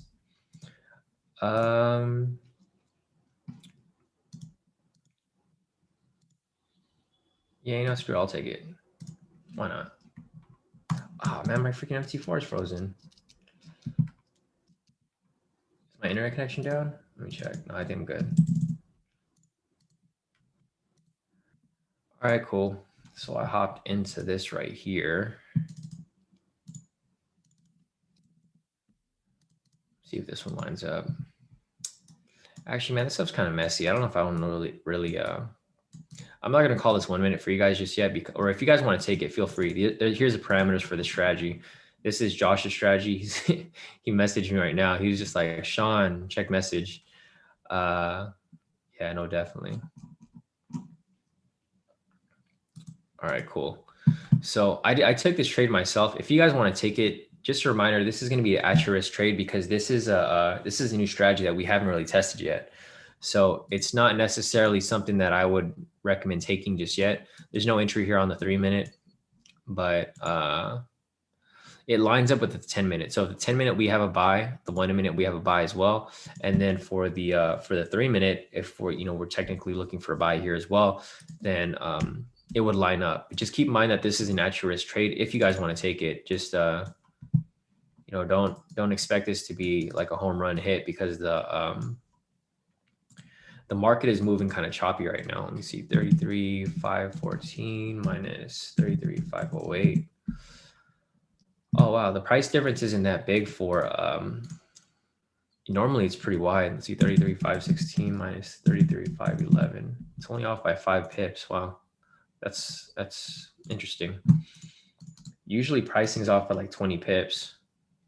So let's see, 33,4, 6.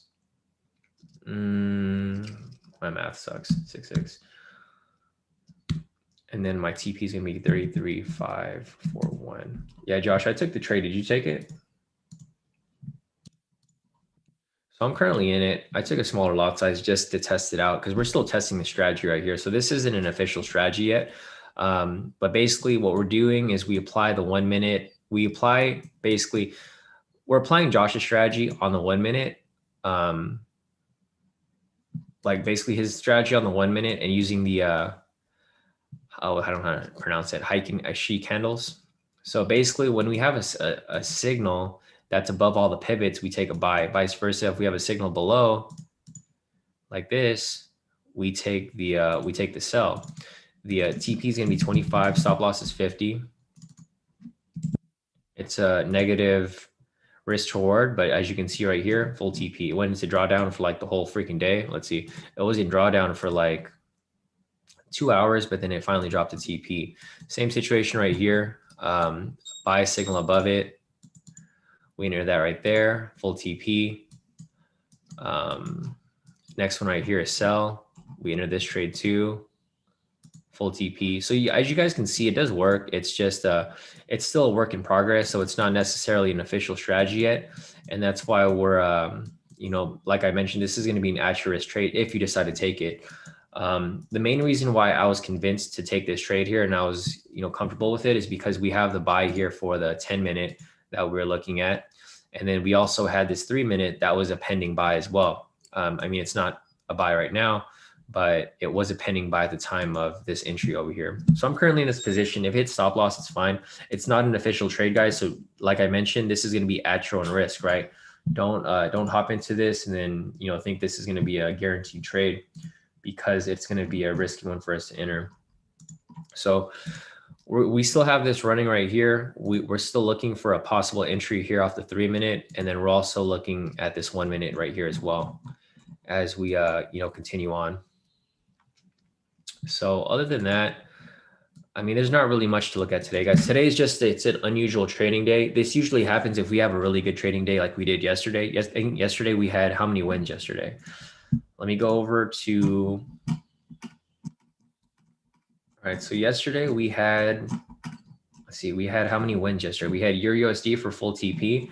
We had 1 scalp here. So that's 1 win for a scalp. So that's 1. Here's 2 wins right here, 2 scalp wins, 3 scalp wins, 4 scalp wins. And I think that was it. Yeah. So we had four back-to-back scalp wins yesterday. So usually when there's a big win day like that, it ends up being a little choppy the next day. So that's why I'm not surprised that the market's moving like this. I'm in that trade right now because I was just getting bored, honestly, like being realistic with you guys.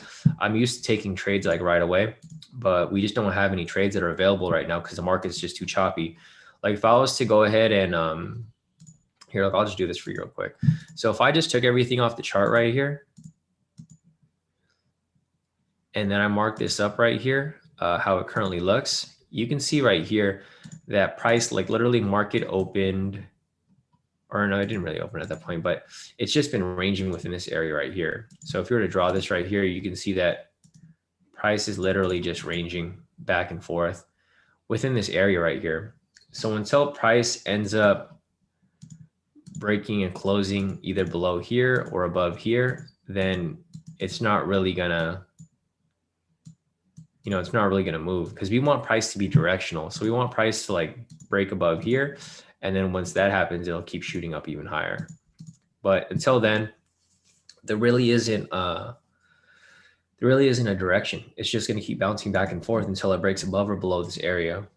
So I'm gonna go ahead and delete all this stuff right here. And then we'll go ahead and take a look at the chat again. Turn this back on, turn this back on. All right, so all we have is a range right now. Not really much to look at this point. Steven, don't enter this trade. We already talked about this. Remember, I told you not to take risky trades, but you're still trying to take this trade here, Steven. So don't take this trade that I mentioned. Like, especially don't take this 1 minute. If you're in the 10-minute, that's fine, but don't take the 1 minute right here, because I mentioned that it's still a work in progress. So don't even think about taking this trade right here. Because we already talked about this, Steven. I'm trying to help you, be consistent with your trading. And I told you to stop taking these risky trades, but you still take them anyways. So if you end up blowing your account, then I try to help you out, right? But yeah, Steven, which one are you asking for? I don't even know what you're talking about, because you're asking, let me make sure TP is 33,541. Are you talking about the 1 minute? Because I for sure don't think you should take the 1 minute. If you're talking about the 10-minute right here, I don't think you should take the 10-minute either. But these are the parameters for that right there. Because, if you remembered what I said like a few minutes ago, these are all at your risk trades, Steven.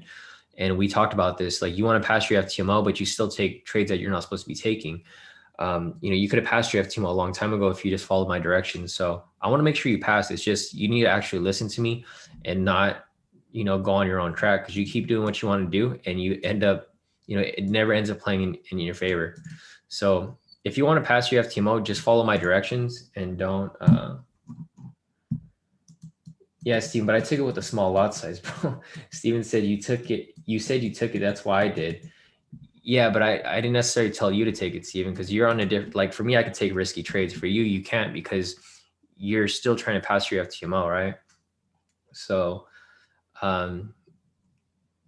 it's all good, Steven. We have the same conversation every day, where I try to get you to listen to me, but you never listen. So it's all right, Steven. I don't think you should. Are you in this trade now? If you're in this trade now, you're going to be, it's going to be risky for you. If you want to take this trade now, these are the parameters right here. Cheryl said, Steven, you got to stop putting your family on the line whenever you enter a trade.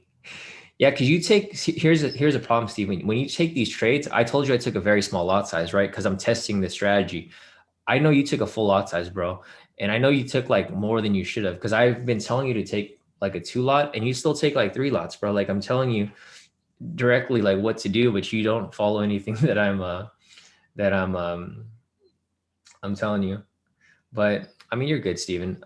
I'm still trying to help you pass, but if you want to pass, you have to listen to everything I tell you. You can't be doing stuff just because you think it's right. But here's the parameters right here, Steven. The parameters for the TP is going to be 33,546, and pricing's off only by 5 pips, so you subtract 5. And the stop loss is going to be 33,471. You subtract 5, that's going to be 33,466, I believe. But yeah, so if you want to take the trade, Steve, you're already in the trade, so you don't really have an option at this point. I just hope that you didn't take a big lot size, because we already talked about, your lot sizes. You were taking too big of a lot size before. All right, yeah, that's cool. You should be able to handle 2.5, but you shouldn't have taken a 2.5, because even myself, I took a smaller lot size. Big Thoughty said, can anyone sign up for FTMO? Yeah, anyone can sign up, Big Thoughty. Here's the link. I sent the link earlier. We had like this link that I sent out before. There used to be a special deal with it where you can you'd get a discount, but this was like last May when I first signed up to FTMO, so I'm not sure if it's still available.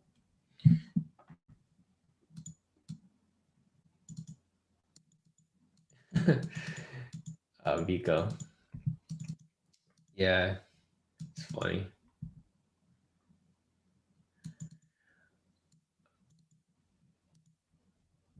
Big Thoughty's asking which prop firm is the best that pays you every 2 weeks and you get 80% payout. I don't know. I don't use that one. I use FTMO. It's not FTMO, that's for sure. You might be talking about funding talent, but I don't use funding talent. So if you want to use funding talent, I mean, that's on you, but I can't give any recommendation for it because I don't use it myself. And I have no experience with it. Everyone that I've talked to that have used it, I mean, they said it's all right, but they don't really have anything good to say about it, like anything specific.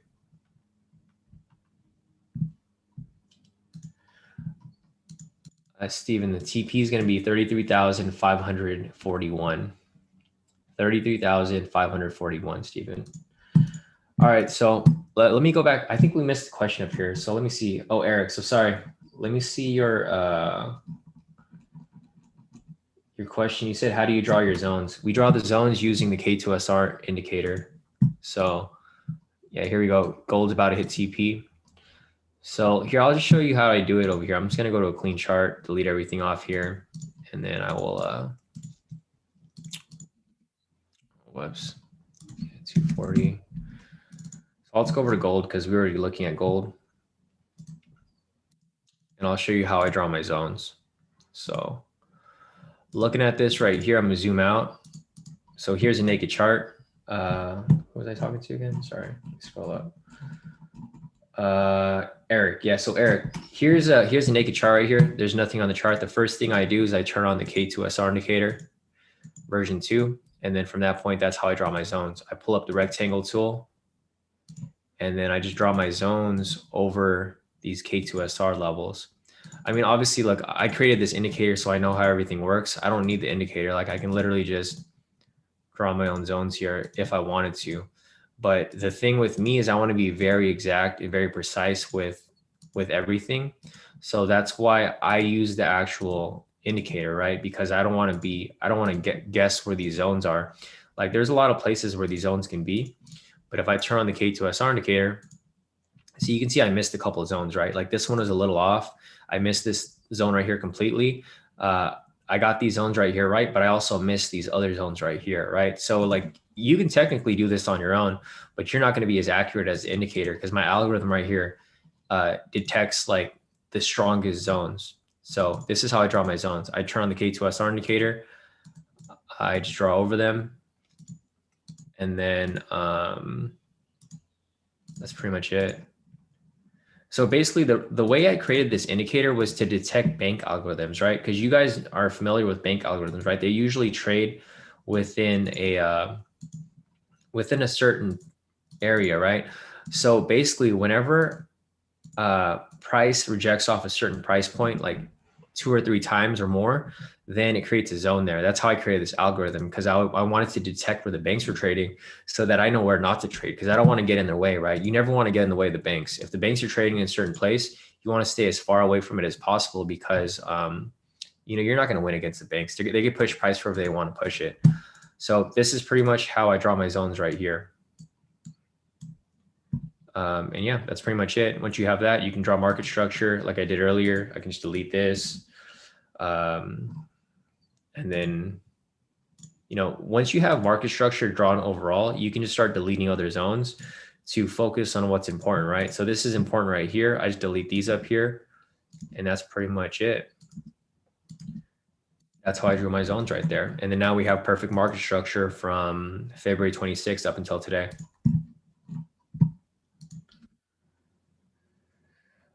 David's asking, do you review charts? What do you mean by that, David? Do you want me to analyze something for you? If you want me to look at something for you, you can tell me, what asset you want me to look at, and I can analyze it for you. if that's what you mean. I'm not sure what you mean by do you review charts. I can, if you have your own chart, I can review that as well. And then I can tie it in with my own analysis to see, where we differ. Because like I mentioned, guys, there's no right or wrong way to trade, right? This is how I trade and this is how it works for me. So this is why I continue to trade this way. But you guys can trade any other way that you guys like. You guys can learn to trade from anyone else. There's no right or wrong way to trade. It just depends on whether it works or not. If it works, continue to use it. If it doesn't, obviously there's going to be a change that needs to be made. But yeah, David, if you want to send a chart or if you want me to analyze something for you, just put the pair down or share your chart and I can look at your chart as well. So, all right, cool. So you want me to take a look at odd CHF. Let me just scroll up real quick and see if I miss anything else above here.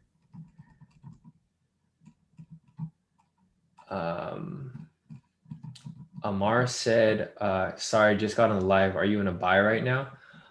Yeah, we're in a buy for well, I'm technically in a buy for US 30, but we don't have any official entries right now that are available, Omar.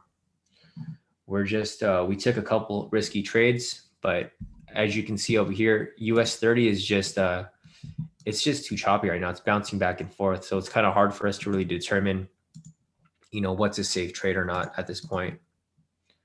So this technically would have been a sell entry for the, for Josh's 3-minute, but I wouldn't have taken that because we're taking, we're currently in buys right now. So that's why I wouldn't have taken this trade right here.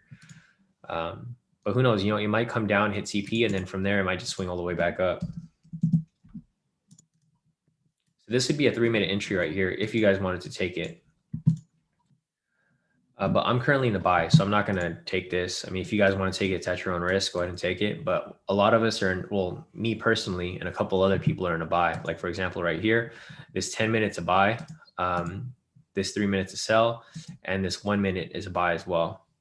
So other than that, let me check real quick to see what else we're missing over here. And I do see your question, David. So I'll definitely take a look at your odd CHF. Let me just make sure I didn't miss anything over here. RD said, hey, Steven, if you, he said, if you pass FTMO, Steven, I'm going to give you my house to trade. Gallo said, I just read about FTMO, mind blowing. Yeah. And that's how a lot of people in K2 make a lot of profit, Gallo, because, a lot of people are used to trading small accounts, but as you can see here, going to everyone's profits here, if you see a dot cash after their asset, that means that they're trading FTMO because that's their specific asset. So as you can see right here, Cheryl's locking in 900 for the day. Ray over here, he's trading his own personal account. That's why he's making like 30 euros. Quinn over here is trading his personal account. So I says .pro. See, Ed over here is trading. I think you're trading a different account too, right? I think you're doing funding talent. Lee over here is trading his personal account, but you can see from these other traders over here, like, let's see, Fidel's trading his personal as well. And he made 889 on his personal. Nice. Let's see who's trading on. Okay, so Uncle over here. See, Uncle has .cash. That's why he made a big profit because he's trading a bigger account with FTMO. Same with, so Sisu, this is his personal. He made 928. This is his FTMO. That's why it says .cash. He made 1,600. And then you can see the difference, right? It's a big difference between everyone's profits if they're trading FTMO versus if they're trading their personal. Like, who made a big one? So like Billy over here, see, .cash, he made 3,446. So it just opens up opportunity. If you guys, if you guys are consistent with your trading and you guys have a strategy that works, you guys can make a lot of money off FTMO. Like even myself, these are my profits from yesterday during the live session. I made 2,697 and then another trade where I made 759. So, I mean, overall, FTMO is good if you're actually a good trader. I just saw you guys here in the chat. So yeah, here's the 10 minutes still shooting in profit. Here's our 1 minute. It's temporarily swinging back up. But other than that, I think that's it for the questions right now. I'm going to go over to David's question. He wants me to take a look at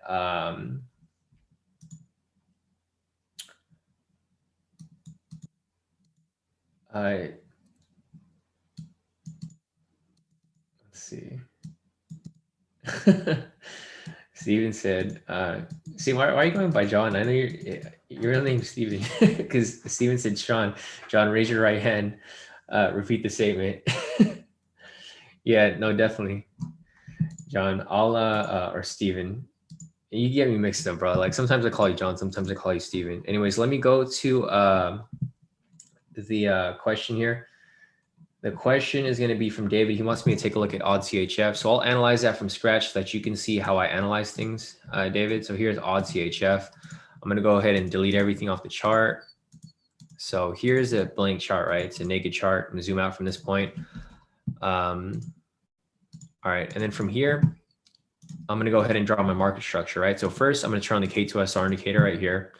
I'm going to go ahead and draw my market structure right here. So first and foremost, we're going to look at overall market structure so that we can see how price has been moving for the past couple of days or so, right? Because we just want to focus on what's important. So like looking at this here, this overlaps here. We'll connect these. Yeah, those look good. Overlap this right here. This one right here. Right there. And then lastly, these two down here. All right, perfect. So with that said, I've identified overall market structure. So looking at this here, you can see that price pretty much consolidated within this area, had a bullish move, came back down, consolidation, and then it just pretty much went back into consolidation right here. So looking at current price over here, I'm going to go ahead and just draw my vertical line right here to cut this off so that we know what's important, right? Because obviously this is previous market structure right here. It broke into this structure on March 25th. And then from March 25th, it's just bouncing between this area, right? So now that we know where our main focus is, which is going to be within this area over here, we can, I can just delete all this stuff up here. So this zone is currently relevant, this right here as well, and this right here as well. So with that said, this is what's really important for odd CHF. Price broke into this structure on March 25th. It's now April 6th. So it's been here for about a week or so. The main price points to look out for is if price breaks above here and closes, or breaks below here and closes, right? So just looking at odd CHF in general, this is generally a ranging pair anyway. So it basically just consolidates majority of the time, right? It'll have some strong bullish moves right here. So for example, if you caught this down here where price broke the structure, you could have taken a buy right here. I turn the momentum signal. We have a buy signal right here. If you saw that, you could have taken a buy right there, or you could have taken a buy right here as well because it broke structure right here. If you took any of these buys, both would have hit full TP right there, right? Full TP right there, full TP right there, etc. Right? And then same situation if you saw this sell right here and you saw price break and close past structure down here. So sell signal, break and close past structure right here. If you took a sell on that, another full TP right there, right? So it goes both ways, guys. Depending on what you're trying to apply here, this strategy works for buys and sells. But looking at current price right here, you can see that our most recent signal is a sell signal. So we have a rejection from this point.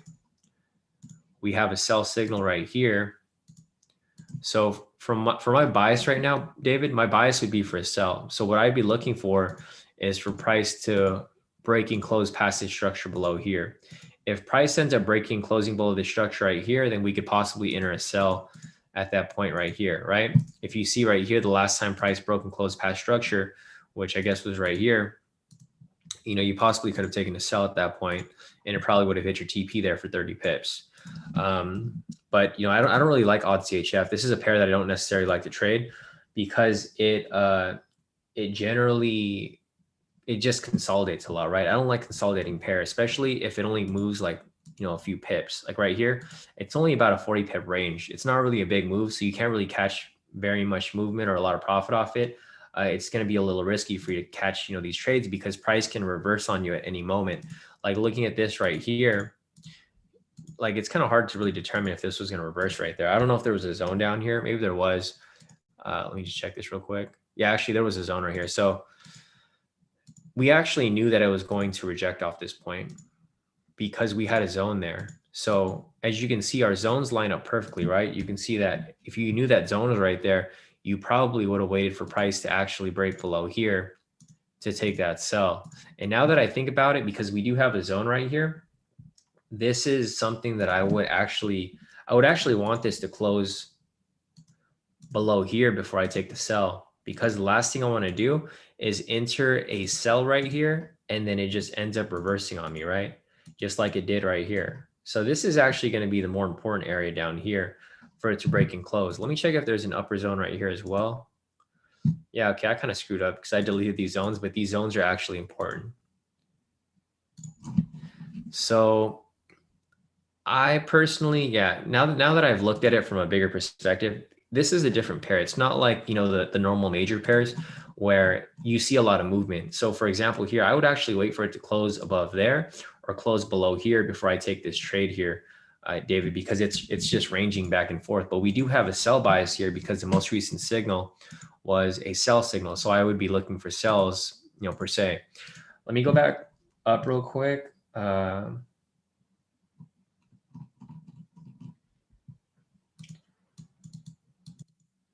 see this real quick.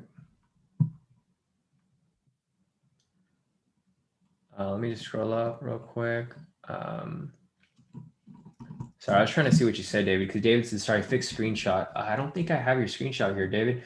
If you want to send if you want to send a screenshot of your trading view, just click on this camera button right here, take a snapshot, and then it'll give you a link where you can send it here in the group where we can look at your markup. I don't personally,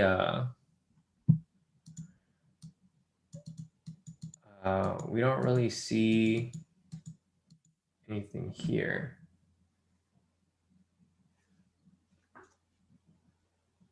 Biko said, Steven is really Pikachu trying to get under your skin. I mean, Steven doesn't really get under my skin. He's like, I've been talking to Steven for like months now, and this dude, he asks the same questions every day. I don't know what you're trying to. Yeah, no, Steven's he's messing around. He's not Pikachu. He just said the trade's scary. But yeah, no, it's back in profit right there on the 10-minute. See, this is why I wouldn't have taken that sell right there. Because like I mentioned, there's entries from both ways. There's entries from down here and there's entries from up here. I personally think it's going to be bullish, but I mean, who knows? We'll just have to wait and see how this ends up playing out, right? But anyways, going back to AuTHF, David, if you want to send your screenshot, we can take a look. But I don't necessarily see anything here. Like for me, for example, if I was to take this trade here, I would want price to actually break and close past big areas, right? So looking at this right here, this is actually important. Like if price was to break and close past this important structure right here below, then I would take this for a sell, right? I would take it for a sell right there. I'd write it to the next zone down here for about 50 pips or so. And then vice versa, if we had this buy right here, I would take this buy right here as well. But, just looking at AuTHF, it just doesn't look like a good pair to trade right now. David, I'm not, it's not, I personally don't think it's a safe trade because you can see right here, it's been, just ranging. So what I would wait for is for price to break above or below, unless you're going for these scalps. So if you're going for a scalp, David, then you could possibly take it, but I don't see it swinging up for a buy because I think you mentioned up there that you were looking for a buy. Let me see. Yeah, that's it. You said that you're looking like, it looks like it's coming to a buy area. I could see why you think it's a buy, David, because you could see this as a double bottom, right? Or a triple bottom. This is what you identified, right? You saw rejection from there, rejection from there, and rejection from there, right? So yeah, technically it could be a buy. Your analysis isn't wrong. It's just for me right now, I'm currently looking for a sell because the most recent signal was a sell signal, right? But you can see right here, it just bounces back and forth. One other thing that you can do as well, David, is you can look at the indexes, right? So we'll pull up the Aussie index right here, which is AXY, and then we'll pair it with SXY, which is the Swiss franc index. Where's SXY at? Right there. So looking at this right here, this is where it becomes a problem because you can see that they're both bullish, right? So looking at this right here, David, AXY is bullish, SXY is bullish. So with that said, what do you think is going to happen with AuTHF? It's just going to go sideways because one currency is not stronger than the other. In order for this to go up, because you want it to go up, right? If you want it to go up, then you need this to continue pushing up and you need the SXY to drop. But just looking at current price right now, it doesn't look like it's going to drop anytime soon. So I wouldn't necessarily look at this for a buy just yet. until you have a confirmation that this starts to drop from here. If this starts to drop, then, you know, by all means, you're going to take that buy. But I think currently right now, I just don't necessarily see it moving either way. I just see it going sideways for a bit until we have that full confirmation. But all right, so that's it for odd CHF right there. If you want to send a screenshot, David, you can send it. But I think this is what you were talking about when you said that it looks for a buy, looks like a buy. The reason for that buy is because we have a rejection from this point. We also have a rejection from this point right here, and this would be, you know, kind of considered somewhat of a double bottom with, you know, an ascending movement right there for it to bounce up. Yeah, David, it's definitely going to range. You know, main reason for it to range is because of the assets are both strong right now. Because I'm sure you're aware of how they move, right? So when price is going up, that means that the first currency is stronger than the second currency. Vice versa, when price is going down, that means that the second currency is stronger than the first currency, right? I'm sure you know that. So with that said, since they're both strong, we're just going to see odd CHF go sideways for a bit. So hopefully that helps. Yeah, you do have a good analysis. It's just I wouldn't enter right now until there's some sort of, you know, better confirmation. So here's our US 30 position, guys. It's still running to full TP right there. Let's refresh this. We're back in profit, Steven. So you can stop sweating now with your worries there. I know Steven was tripping out a few seconds ago. He was like, oh no. Wait, what happened to my chart? What the heck? All right, let me go back to US 30 real quick. We were on the 1 minute. We're on the hiking, whatever this is called.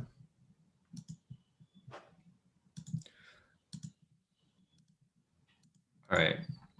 Yeah, so we're currently in this buy right now. It's currently moving in profit now as we speak. I don't know.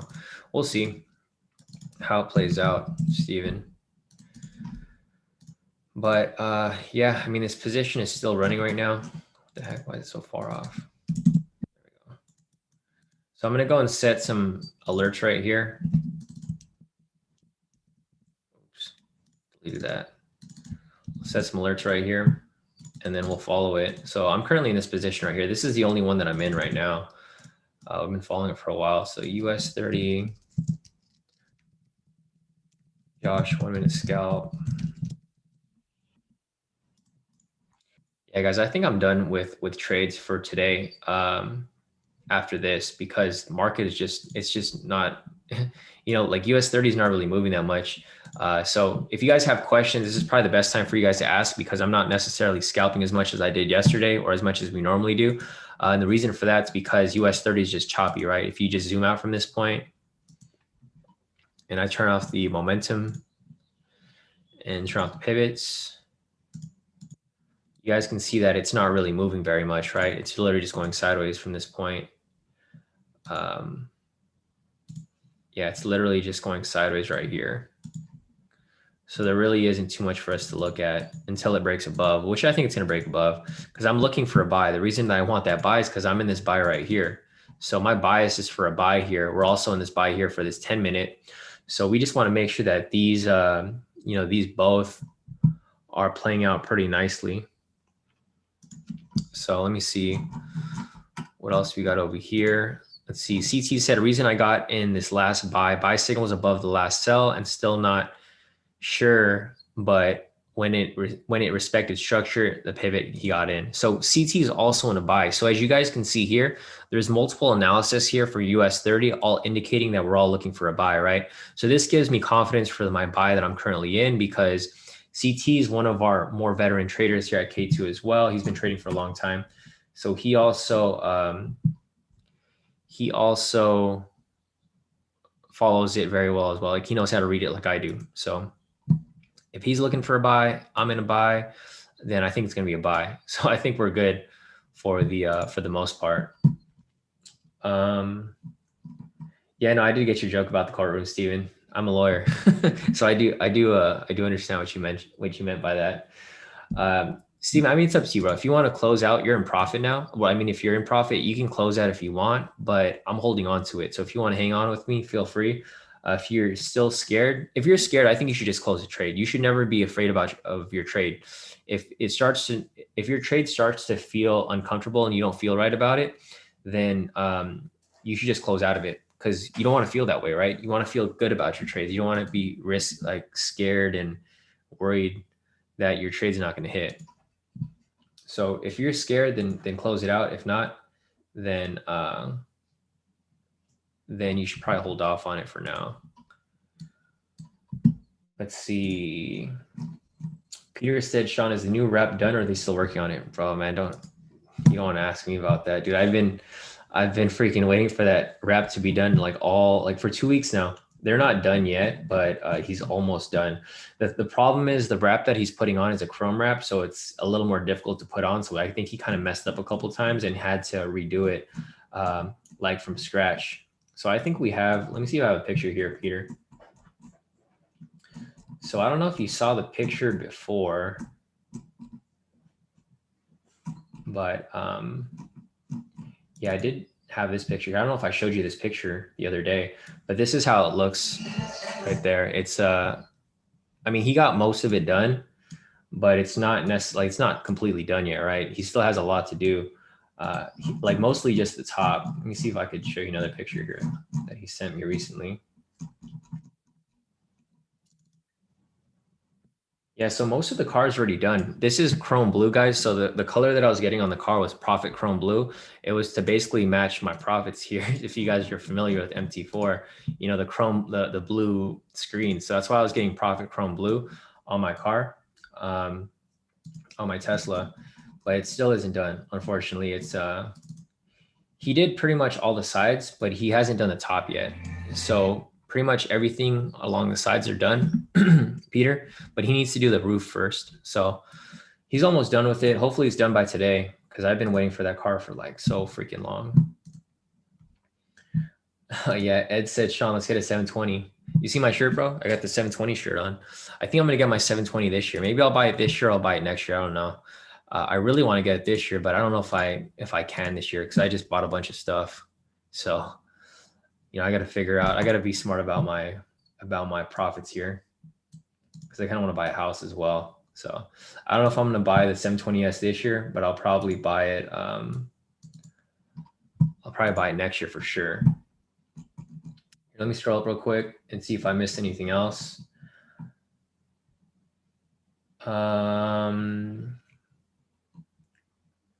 Nice. Yeah, no, definitely. So David said, having the same analysis as you makes me feel more confident about my trading. Yeah, definitely, David.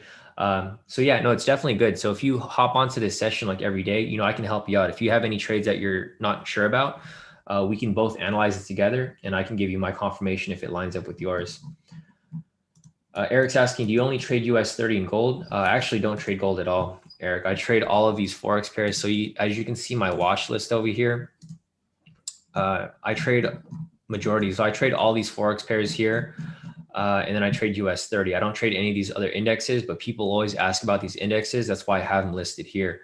I also don't trade commodities. I don't trade gold. I don't trade silver, but I have them here. I also don't trade oil, but I have them down here as well. The main things I trade is US 30 for scalps. I trade Forex on the intraday, and then I trade Bitcoin for long-term holds. So for Bitcoin over here, I trade Bitcoin long-term. So I don't really mess with it. Like basically, if you guys are new here, the way I trade Bitcoin is I use the K2SR zones. And what I do is I just buy the dips. So whenever it dips down, I just buy some more Bitcoin, right? So basically, I just draw my zones right here. And then every time price drops, I just end up buying some more Bitcoin. And if you guys have been following me, it's been working. It's been working really good, actually. So pretty much whenever price dumps, or not really dumps, but if it drops to a lower zone, for example, right here. So if price, well, I think this is where I started, because I sold off all of my Bitcoin when it started to dump over here. Where did it drop? Yeah, right here. When price started to drop right here in February, I sold off all my Bitcoin. And then when price came back up right here, and I actually bought right here when Elon said that he was He's basically endorsing Bitcoin. I bought some more Bitcoin right here. Every time it dips, so it comes up, it comes back down, I buy some more Bitcoin. Comes up, comes back down, I buy some more Bitcoin, right? I just keep buying Bitcoin every time it drops. So it drops to these zones right here. I buy more, drops more right here. I buy some more, right? And then as you can see, it averages out, because if you keep buying Bitcoin when it dips, you just buy the dip. Every time it pushes up, you make more profit, right? Because these just average out. If you put these all together, my average purchase price is probably going to be around here, this area right here, because it averages out between these two, all these purchases from down here and over here. And then as you can see, if you hold it up, I've been holding Bitcoin from here and it pushed up to this point. Let me see how much I got right now, actually. So I showed you guys my Bitcoin yesterday on my Cash App. I mean, I only started with like 200 bucks and I just started depositing like a couple $100 here and there. I'm now at like 1,600. So you guys can see the Bitcoin grows. It's not something that I actively trade. It's something that I just buy and hold. It's a long-term investment.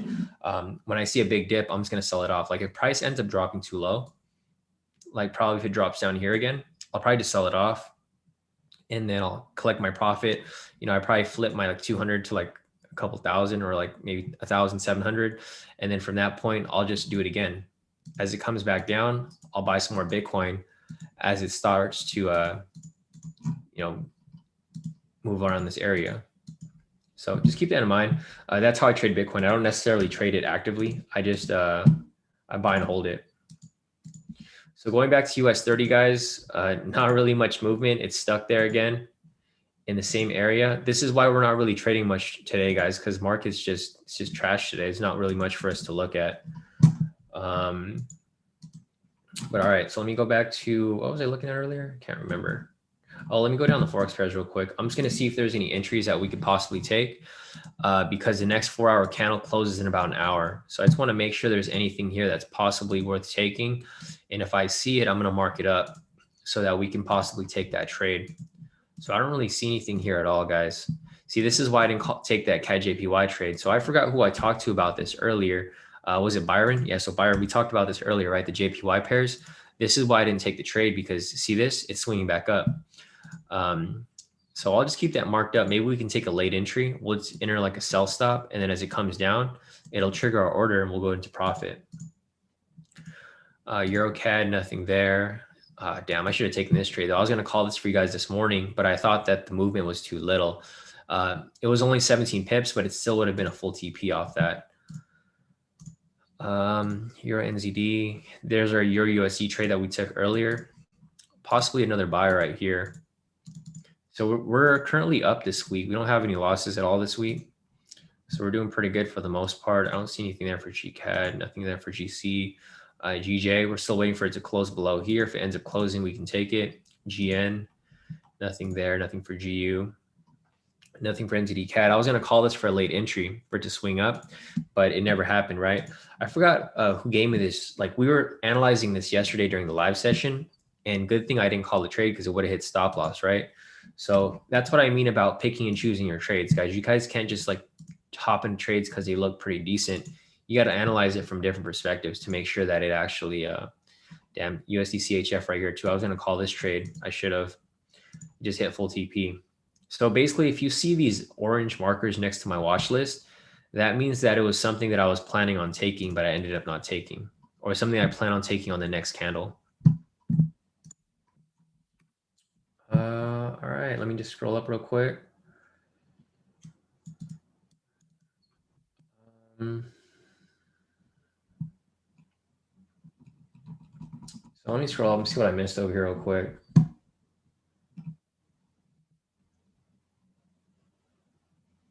Let's see. Yeah, Steven said, I'll keep it for now. After today, I want to avoid risky trades so I can pass the FTMO challenge. Yeah, exactly, Steven. You just got to avoid these risky trades, bro, because we're not 100% sure they're going to hit. But damn, look at that. It's back in profit.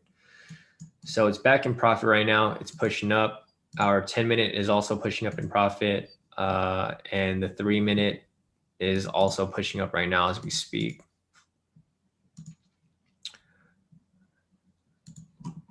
Yeah. So it looks good for the most part. Let me just scroll down a little bit.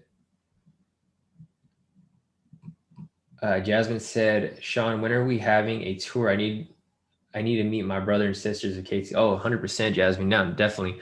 Hopefully we'll maybe like later this year, maybe we'll travel like some areas because, you know, COVID is starting to fade away. So maybe once I get vaccinated and everyone gets vaccinated, we could all hang out. We'll have like a meetup for the whole, you know, K2 group because, you know, we've been trading together for like a long time now. It's been like well over maybe 2 years now that we've been trading together, and then maybe a year that we've been trading together every day because I trade live every morning. So definitely, Jasmine, I definitely want to meet up with you guys. That was our plan last year, but you know, COVID happened, so unfortunately, we couldn't do it. But this year looks a lot better. Let's see. Gallo said, "I like how you look at both individual currency to see which currency is stronger than the other." Yeah, definitely, Gallo. It's a good confirmation because if you do that and you look at both currencies, that's how you can determine whether your trade's going to go in your direction or not. A lot of people overlook this, but this is really important that you guys look at because this makes all the difference whether you know, the trade will move in your direction or not. Peter said, "Move to Florida. You'll keep more of what you make." That's the plan, Peter. I mean, I was thinking about moving to Miami, so I was looking at some places over in Brickell. I'm not sure if you guys are familiar with Brickell, but I'm assuming it's like the downtown area. A lot of people from my area have moved over there. I live here in Orange County. A lot of people have moved out to Brickell, and I like living high rises, so I'm probably gonna look at some places there, Peter, and then that might be like one of my temporary locations if I don't end up buying a house out here.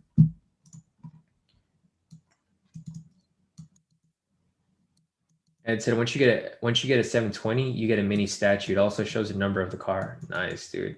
I didn't know that. That's pretty dope. Patricia wants me to take a look at GA real quick. So let me pull up GA for you.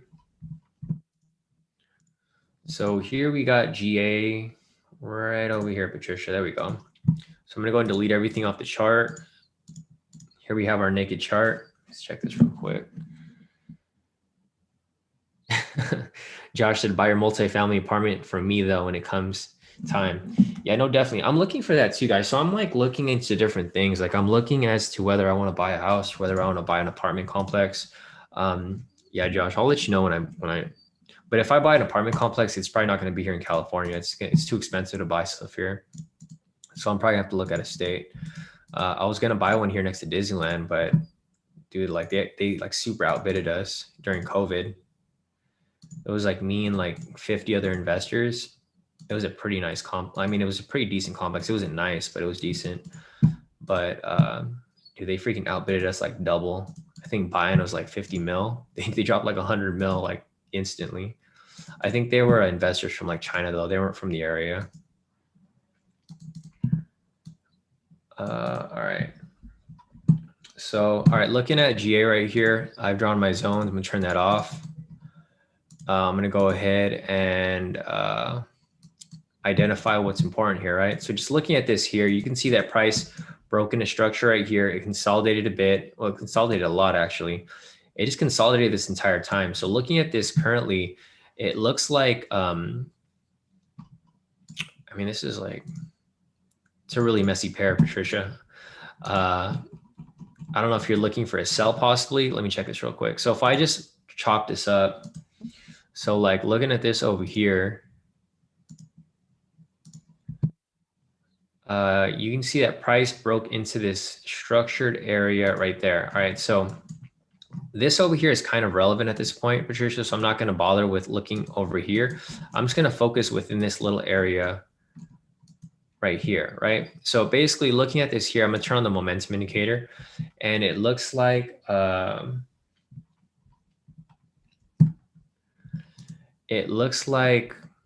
we have, so for example, right here, we have a rejection from this point. The most recent signal is a sell signal right here. So what I would personally be looking for, but I would probably delete this right here. What I would be looking for right here, because I'll turn off the momentum indicators as well. I'd be looking for price to break and close past this structure right here. So looking at this, yeah, looking at this right here. So basically right here, we have a rejection off this point. we have the sell signal that was right here. If I turn that back on, you can see right there. So our bias is going to be for a sell signal, right? For here, we would want price to break and close past this structure, because then it would break past this market structure right here, right?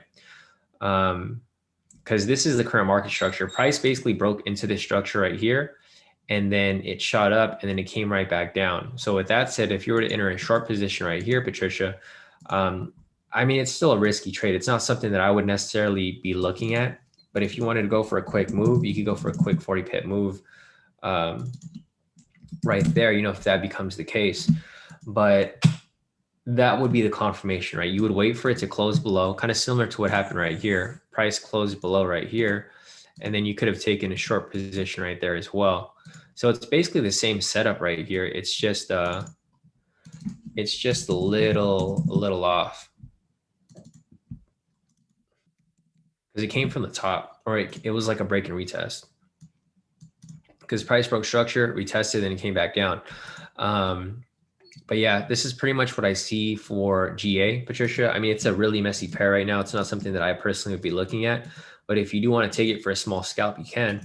You just wait for it to break and close past this price right here, which would be 1.80706.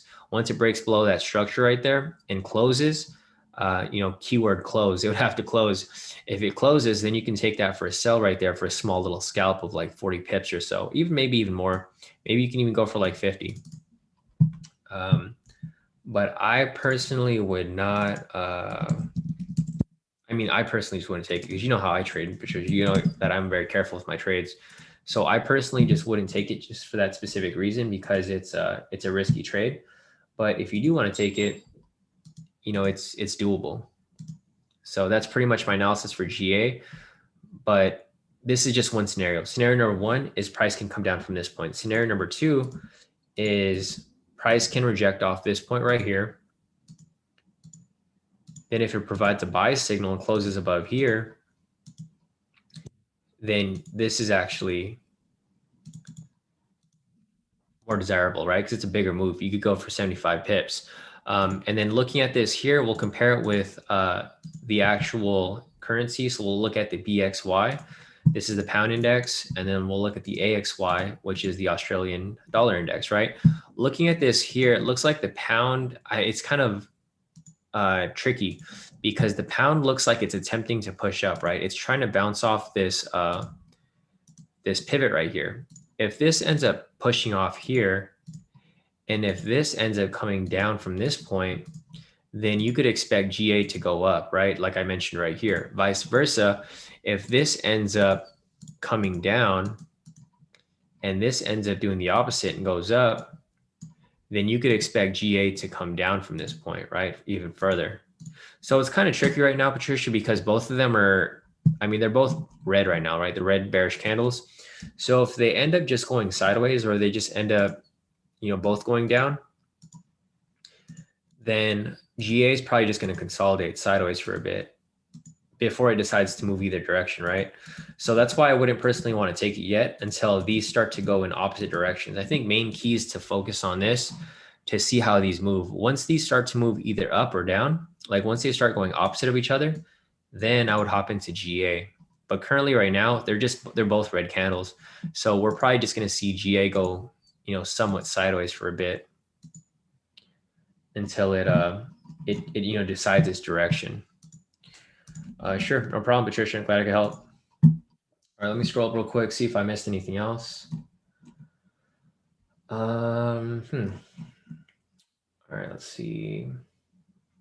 David said the way you use the indexes, wouldn't it be powerful to use a strength meter like Finviz? Not necessarily, David. Like why would it?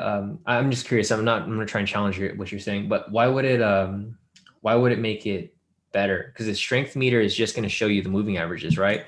If you're looking at the actual price, like the raw price, this is raw price right here. If you're looking at raw price, this is going to give you a better, you know, picture of what's happening for these pairs, right? Because you're actually looking at how the index is moving. I mean, you can use like what you mentioned, you can use one of those tools, and that's actually something that you can use here. Let me see. Oops. Let me see if I could figure this out. I know there's a what am I going to look for? GBP odd. You can use a ticker like this right here. So if you want to look at this here, trying to figure out. Yeah, so if you wanted to look at the strength of that specific asset, you can pull up, I don't know what it's called here. It's something like, because I'm not familiar with this new app here. But yeah, for example, I think you were looking at odd CHF, right? So odd CHF, if you wanted to look at odd CHF, you can, odd CHF. I forgot how we did it before. Oh, never mind. Sorry. This is what it was, BXY. There we go. So if you wanted to do that, you can do it here too. David, I think this is what you're referring to, right? You're thinking about the technicals. So you want to see how the strength meter works for the technicals. But one thing that you have to keep in mind is that indicators are laggy, like they're laggy indicators, right? They don't tell you things right away. So if you just look at this right here and you're like, oh, it looks like a buy, right? And you look at the BXY over here, you're like, this is not a buy, it's a freaking sell. So this is why I prefer to look at the indexes, because you can see the raw price. You can see prices actually coming down. If you use a strength, like a meter, like you just mentioned, like right here, looking at BXY, it shows that it's a buy, right? It's moving towards neutral, but you're in too late, right? At that point, this could literally drop at this point. Like it can drop further and further, but your meter over here isn't going to move until a certain time period, right? So that's why I personally don't like, I used to use this. Like, don't get me wrong. This used to be one of my favorite tools. I used to use this, but the problem with using these tools is that they're laggy. Like they would tell you it's a buy, but at that point it's already turning into a sell, right? So that's why I personally don't use it. If you want to use it, feel free. When I was a beginner trader, this is what I used to use. I would, pull up the technicals here, and then I would use this right here. And I'm like, oh, cool. It looks like a buy right here. But if you look at the raw price, you're like, no, this isn't a buy. It's coming down. It's a sell. Let me see if I can find another one here for you to look at. So like one example is like maybe like the DXY, right? Let's pull up the DXY, and I'll just show you if it, if it looks like that. So let's see. DXY. Sometimes the assets don't have the thing there. You have to look at a specific one. DXY, let's see, index. So there's like the problem with TradingView is that there's so many different options here that it's hard to find the one that has the information that you need.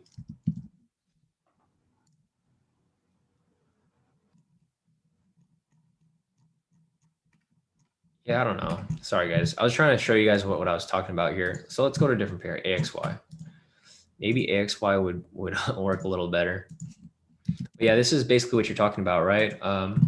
David, you're talking about the strength meter. Okay, so looking at this right here, here's AXY. It looks neutral, right? But if you look at the actual index, it's actually bullish, right? And that's why GA is dropping right here. So if you didn't catch that AXY is bullish, you would have skipped this trade because you want the Aussie to be stronger. So that's why we would look at this to drop from this point. But looking at this little technical meter over here, they all say neutral, right? So you would have missed the move at that point because it's laggy. It doesn't tell you whether it's going in a direction or not until it actually confirms it. But if you trade, like, I'm familiar with like analyzing stuff like that. It makes a huge difference when looking at this here. But I mean, it's up to your own preference. If you like using the meters, then you can use it, David. It's up to you. If it works for you, keep using it. If it doesn't, it's like the reason why I stopped using it is because it stopped working for me. Like it would work for me sometimes, but then I started to realize that this data right here is really delayed. It like doesn't really tell you what's going on unless you're actually looking at the current raw price. So that's my explanation, and that's my reason why I don't use it. And there's just too much noise. If you look at all of these technical indicators right here, there's just way too much noise with these indicators. And that's why I prefer to just look at the raw price myself. But all right, so let me scroll up real quick and see if there's anything else that I'm missing over here. Peter said, I missed Trump. Markets were so much better. Yeah, I know. Volatility was a lot higher during Trump's time, right, Peter? Same here. Let's see. Steven said, I changed my mind and just closed my trade, made $47. Congrats, Steven. So that's what persistence does, right? You hung on to that trade and you made some nice profit off it. So great work, Steven. I'm glad you made some profit. My goal here is to make sure that you pass your FTMO. And I'm going to help you as much as I can, but you need to follow directions. Okay. So just keep that in mind.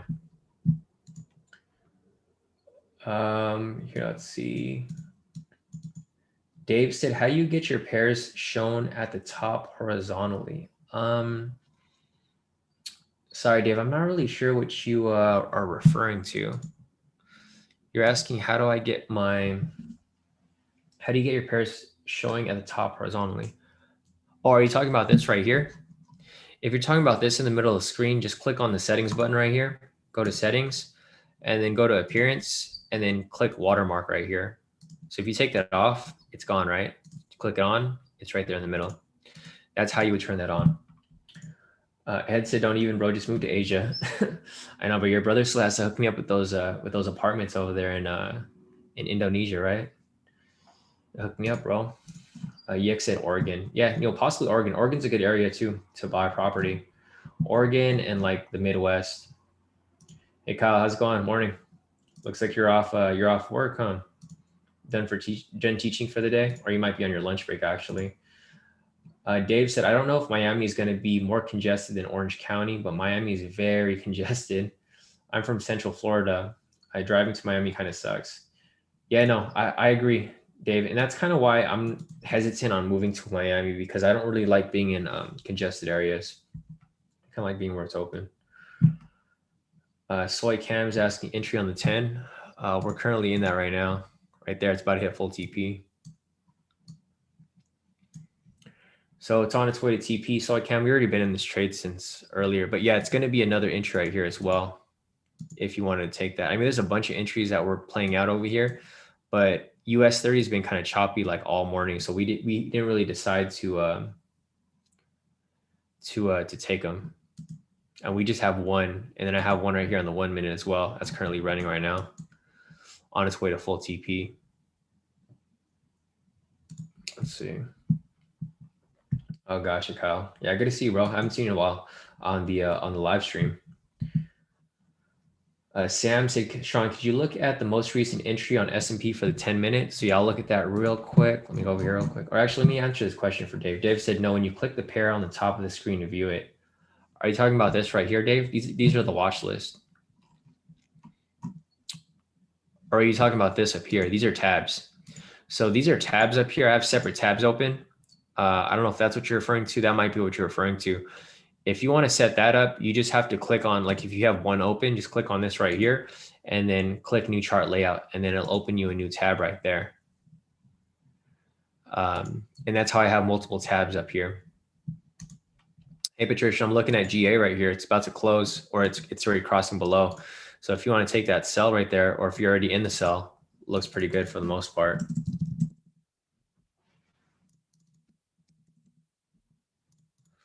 All right, so I'm going to go back to the 10 minute. I'm going to look at, man, see, look at this right here. US 30 is just, this thing is so annoying, dude. I kind of want to just get out of it, but whatever. I'm already in the trade. I should have just got out when you got out, Steven. Smart move by you. Anyways, going to S&P. Sam wants me to take a look at S&P, the most recent entry.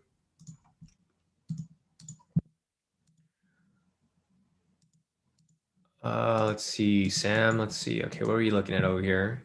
We have a whole zone right here.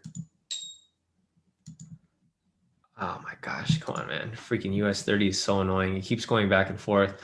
I think if it moves back into profit, because it's getting close to 10. So as it moves back into profit, I'm probably going to close out on my position in profit. But yeah, Sam, looking at S&P right now.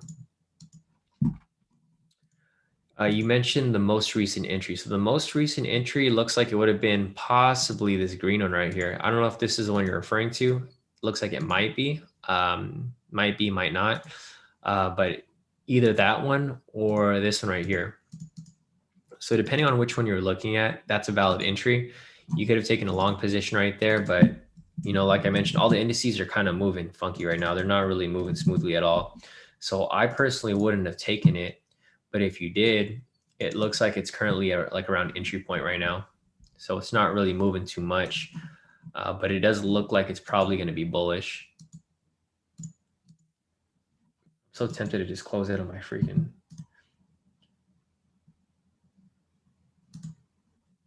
All right, Josh, sorry, bro. I had to exit that trade, man. That trade is like tripping me out, dude. We were holding that trade for too long, and I was ready to close out of it.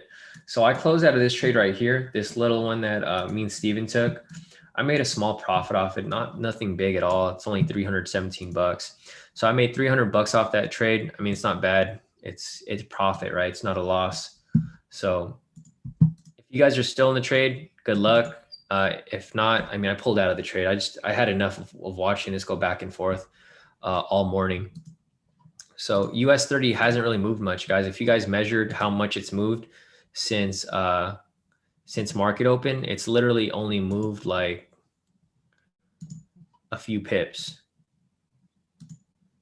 It hasn't even moved 200 pips, guys, in the past 36 minutes. So let's see, for the past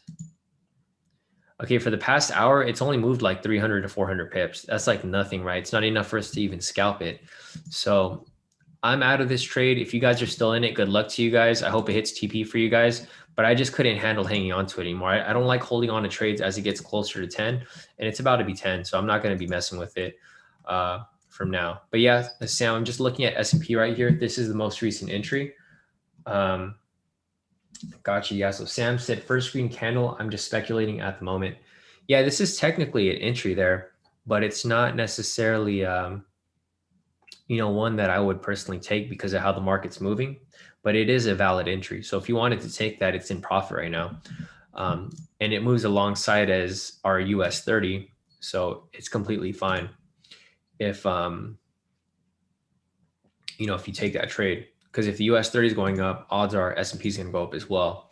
The only problem with S&P is that it's at the all-time high. So you got to keep that in mind as well.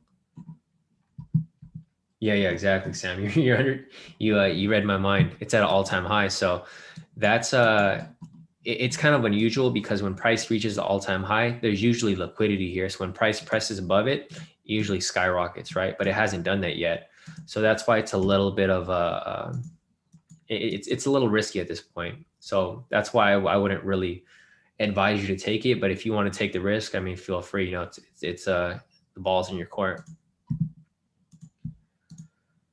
All right, so I think that's it for that right there. Yeah, no problem, Dave. Looks like you got that figured out. Let me scroll up real quick to see if there's any other questions.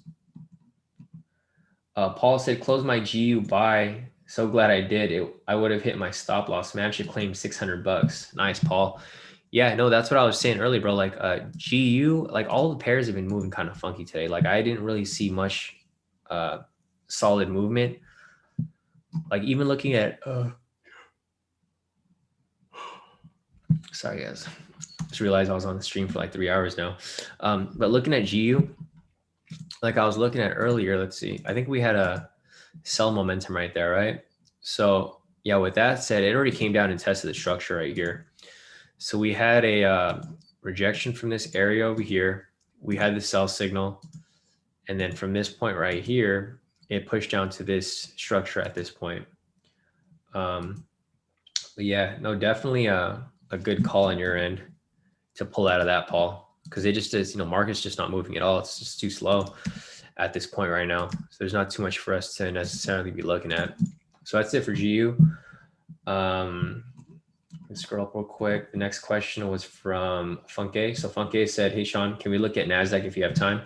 Sure. So I'll take a look at NASDAQ on the 1 hour first, and then we'll go down to the smaller. Where's the NASDAQ at? US 100.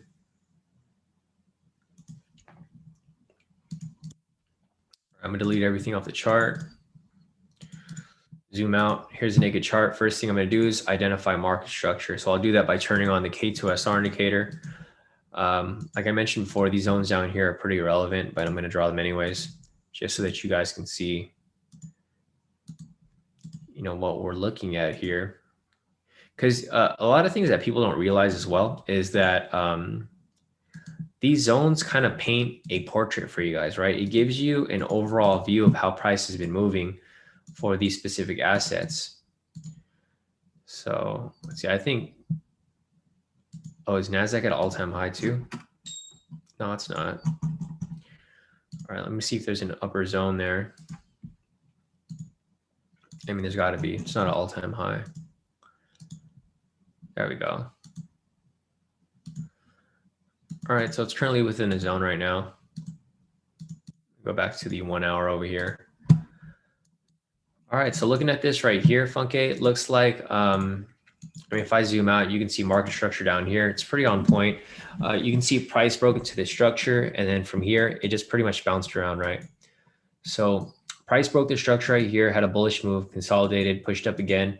Now it's currently within these two zones right here. So the main thing that you're looking for at this point, Funke, is going to be whether price breaks above here or if price breaks below here, right? We'll turn on the momentum indicator. You can see that if you follow the momentum, you know, right here we have a rejection. We have a buy signal right here. And then from this point over here, we had a breaking close past structure over here, right? Or actually a broken close past structure right there. So if you took a buy right there, full TP, and then if you took this buy right here, looks like you would have had another full TP right there, right? So pretty solid overall.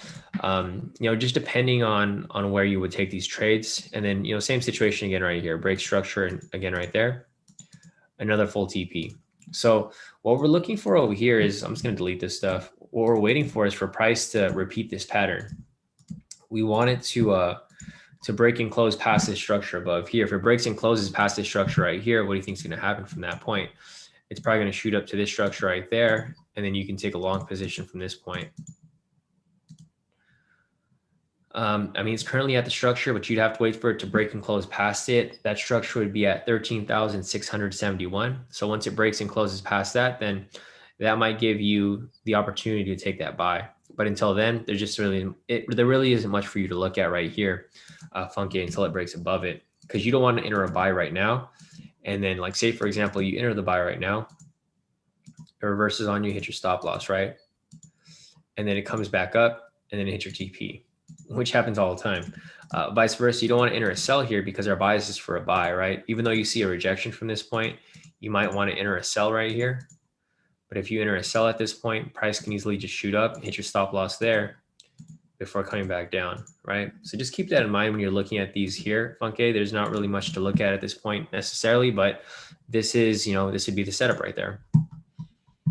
But yeah, that's pretty much it for that on the 1 hour. I'll go back over to the I'll go back over here to the 10 minutes. So Sam, check this out, bro. This is why I decided not to take it, right? And why I told you it was risky, because look how it dropped right there. The indices market is just not that great today, guys. It's not how it was moving yesterday. I don't understand why. I would have thought it'd be moving because there was no news events, but maybe that's why there's no news events, right? So tomorrow it might pick up a bit. We do have FOMC tomorrow, so we'll probably be taking some trades early morning, and then after that, we're going to be taking a break. We'll probably be ending the session a little early tomorrow.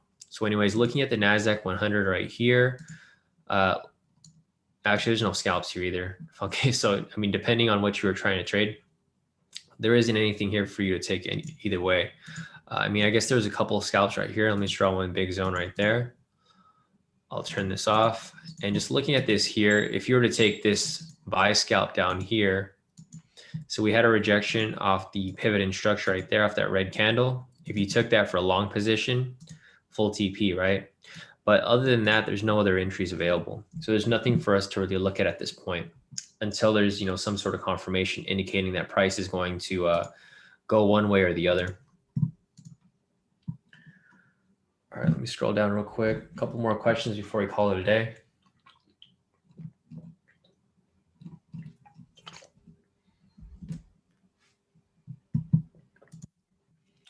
Kimmy said, hey, Shawn, how do you set up alerts for when the signals pop up? So depending on what alert you're looking for, you click on alert right here. Well, depending on what asset too. So if you want an alert for NASDAQ 100, then you pull up NASDAQ 100 on your chart. If you want it on the 10-minute, you have the 10-minute on your chart right here. So on my chart right now, I have a 10-minute NASDAQ 100, right? If I want an alert for this, for these momentum signals, like for example, these vertical lines here, then I click on alert. I click on K2TS, or I might say K2 momentum for you. And then right here, I'll click to signal fired. If you want it, to alert you like once per bar. If it's not official, you can click that. If you only want it when it's an official signal, you can click once per bar close, and then that's pretty much it. And right here, you just set up your message, you know, like NASDAQ 100, K2 alert, 10-minute. You click create, and there you go. You have your alert set up. If you want it on the 1 minute, make sure you go on the 1 minute chart, and then you do the same thing there. Alert, same thing, K2TS, might say K2 momentum, K2 signal fired, once per bar if you want every single signal that comes up per bar, once per bar close if you only want the official signal that closes.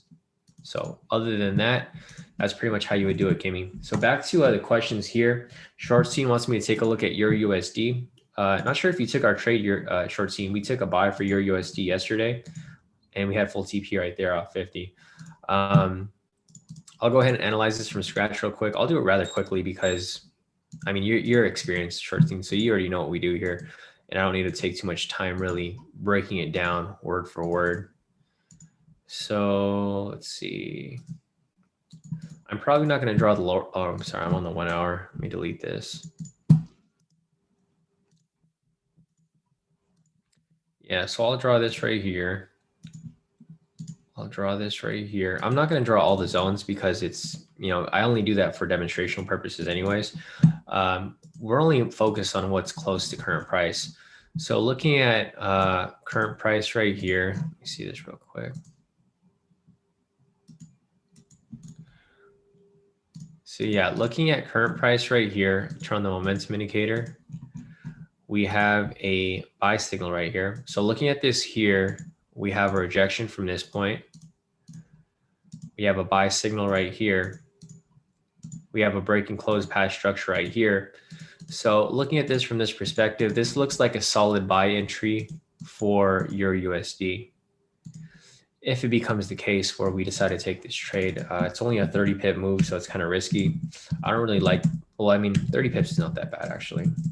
You know, with these current market conditions, we got to give or take. Like there's not, you know, we don't have very many options right here for your USD. I mean, for Forex in general. So looking at this right here, I'll pull up the index over here, the EXY, and I'll pair it with the DXY to determine, you know, the strength of each currency.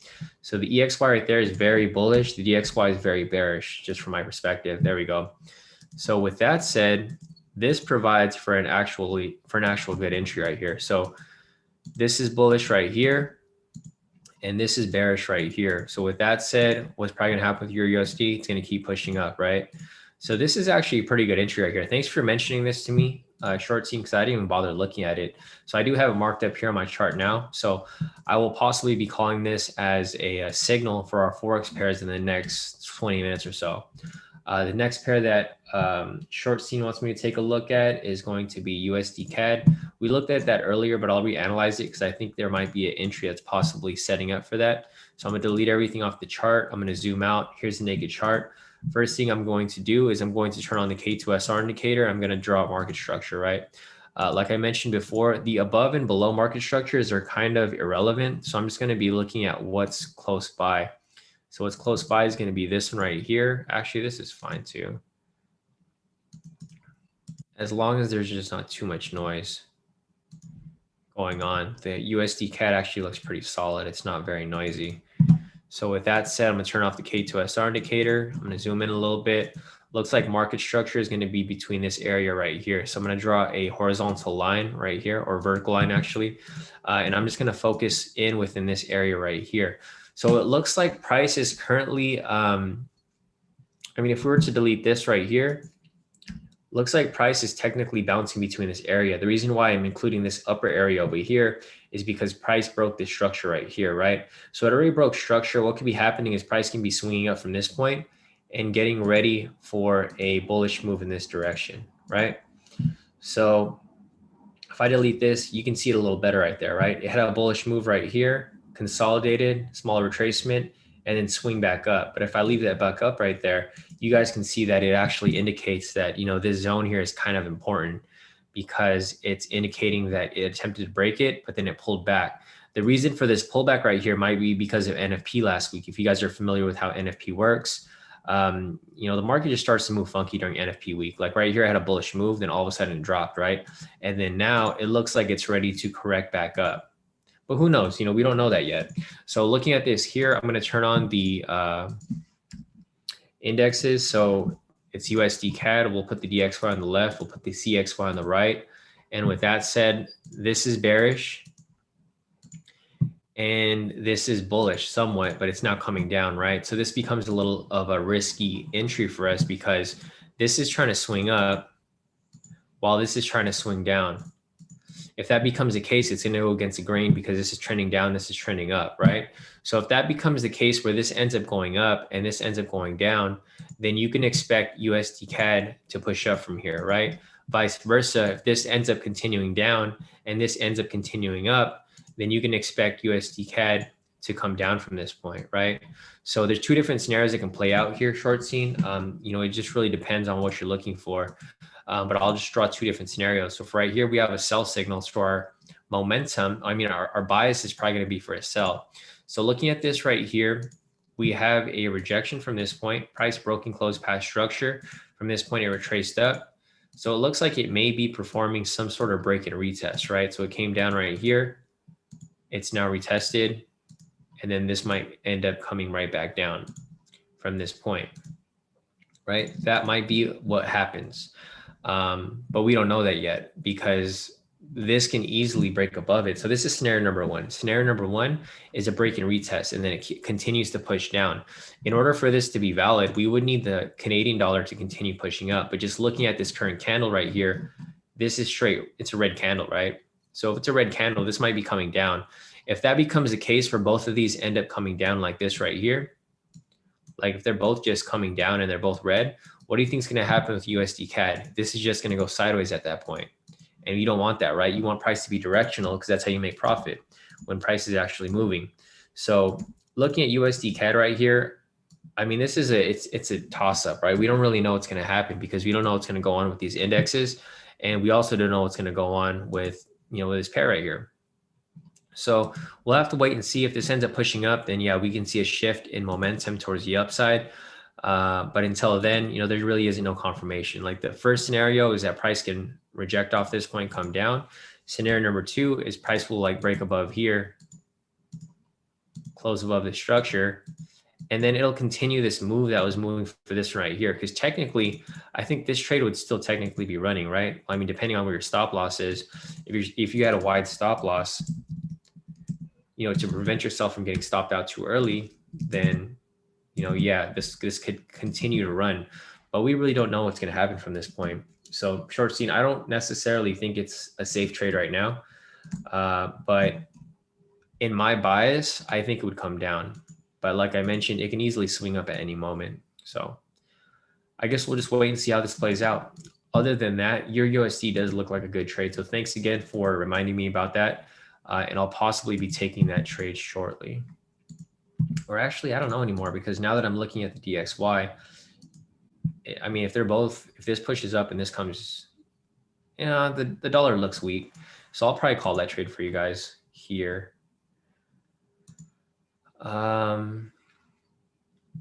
Yeah, I mean, we'll have to wait and see. We have about 20 minutes left on this candle. You know, I'll probably just call the trade right now. Why not?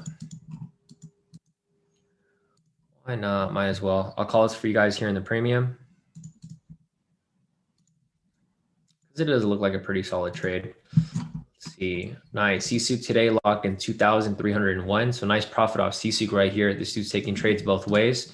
So great work, CSUK. Nice. Steve, CSUK said, I'm just going to go on my daily small little road trips. Lee over here as well, locked in 326. So nice work, guys. Nice work for all you guys here. Yeah, Lee said done for the day. Now close them US 30 buys. Didn't like how it was moving. Smart idea, Lee. I think we're all at a US 30 now, so I'm not really gonna bother with it. Rick said I'm getting a Tesla in blown challenge blue. Man, Rick, you're funny, dude. Rick cracks me up like every day. You had to control the you got to control that trade psychology, bro. All right, so we covered that right there. Oh, actually, I was going to call this trade. Sorry, guys. So yeah, I was going to call this trade for you guys right here. Let me check real quick.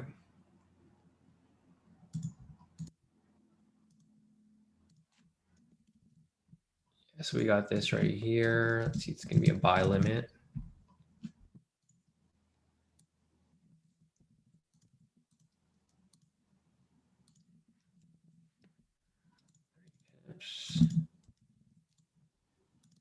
So as you guys can see here, whenever I call a Forex signal or whatever signal, really not just Forex, it's the same strategies that I'm teaching you guys. There's nothing different here. Like literally I'm doing the same thing that I normally do. I just, I see the trade, I'll call the trade, and then that's that. Let's see.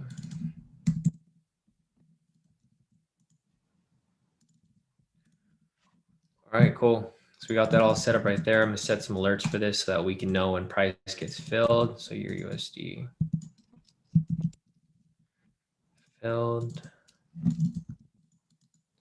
Set alerts for everything.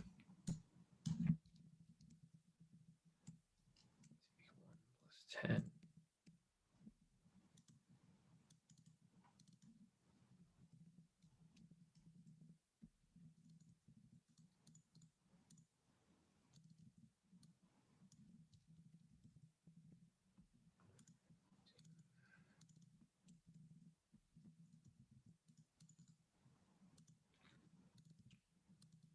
All right, looks like we're good. All right, lastly, stop right there. All right, looks like we're good, guys. So all done with that. Thanks, Short Team, for giving me that tip. Short Team next wants me to take a look at NZDJPY. Zalani, yeah, we already looked at NASDAQ 100. I mean, you can either rewind the replay or I'll check it for you after we're done with NZDJPY. So let me just finish looking at this for short scene real quick. I'm gonna zoom out from this point. I'm gonna draw a market structure for you guys. So got that right there. That right there. That right there.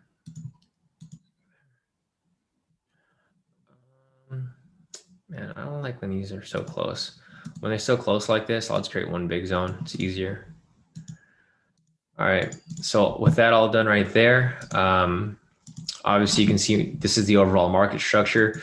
Price basically broke above this structure, had a big bullish move right here, came back down, consolidation, came up, consolidation, came down, consolidation, heavy drop, and then now a bullish move into consolidation. So looking at current price right now, I'm trying to see where market structure would be for this specific pair right here. It's kind of tricky because I mean, I could chop this up into a lot of different market structures. Like for example, right here, we can chop it up from here up until, actually, if I chopped it up from here, this would be the entire market structure, right? But I could also chop it up into smaller pieces. Like I can chop it up from there. And then from here, I could chop it up from there. And this would just be separate market structure for every time price ended up bouncing around this area, right? Because price right here, bearish, a range, bullish, and then consolidation right here. But it just becomes a little tricky because we're not really sure, because this right here is what throws me off. Like usually we have clean rejections right here. Price actually broke below these structures, but then it failed to continue, right? It faked out. It came down, faked out up, came up, faked down, faked out up. I mean, it faked out both ways. So just looking at this here, there's a fake out right here. There's the fake out right here. Another fake out right here. And then here's the actual move right here, right? I think the JPY had something going on with their news or with their pair, because if we were looking at the JPYs earlier, they were all bearish. So looking at this over here, there's, here, let me turn on the momentum indicator. Maybe that'll give me more insight. So currently right here, we have a sell signal.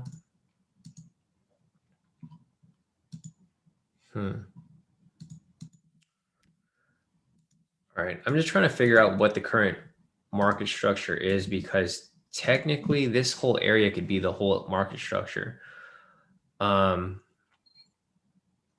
Because like technically I could, like, this is what I could do. I could delete all this stuff right here.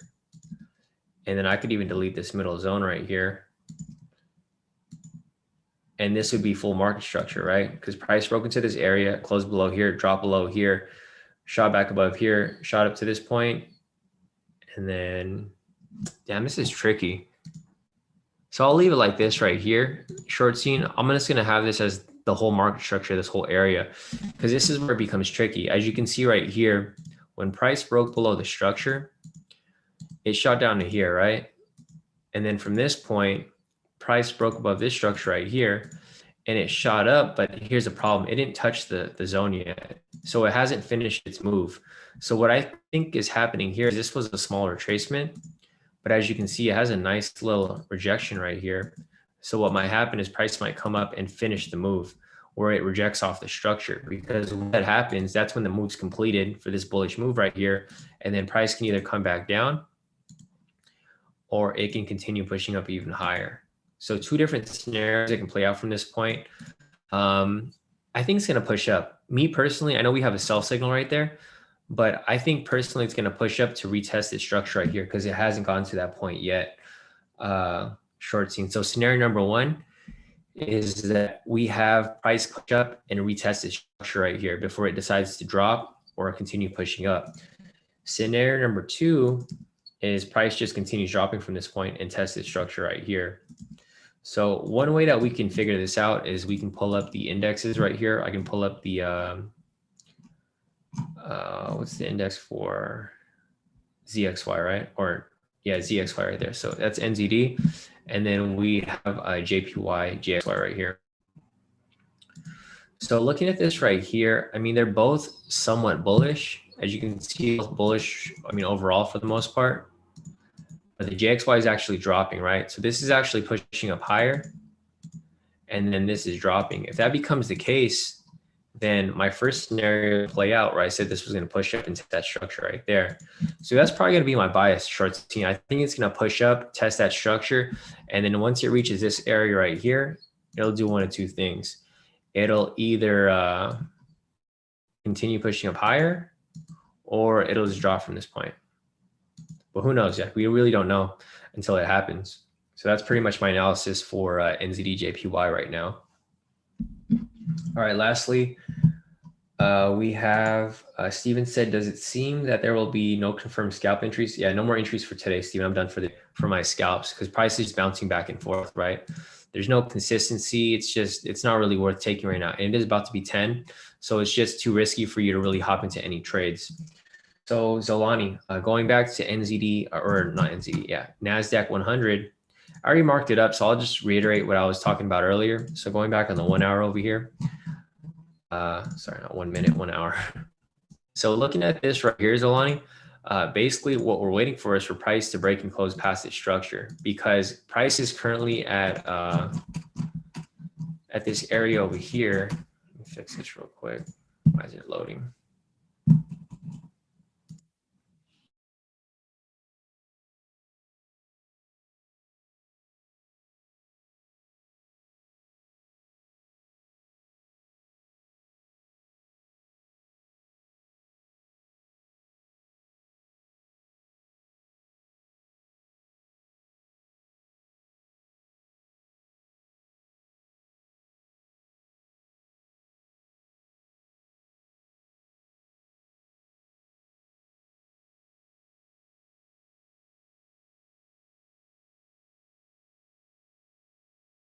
All right, we're back again, guys. So let me just wrap this up real quick. Let me finish this analysis for Zolani, and then I'm going to sign off for the day. The internet connection is horrible today. The weather here sucks in California.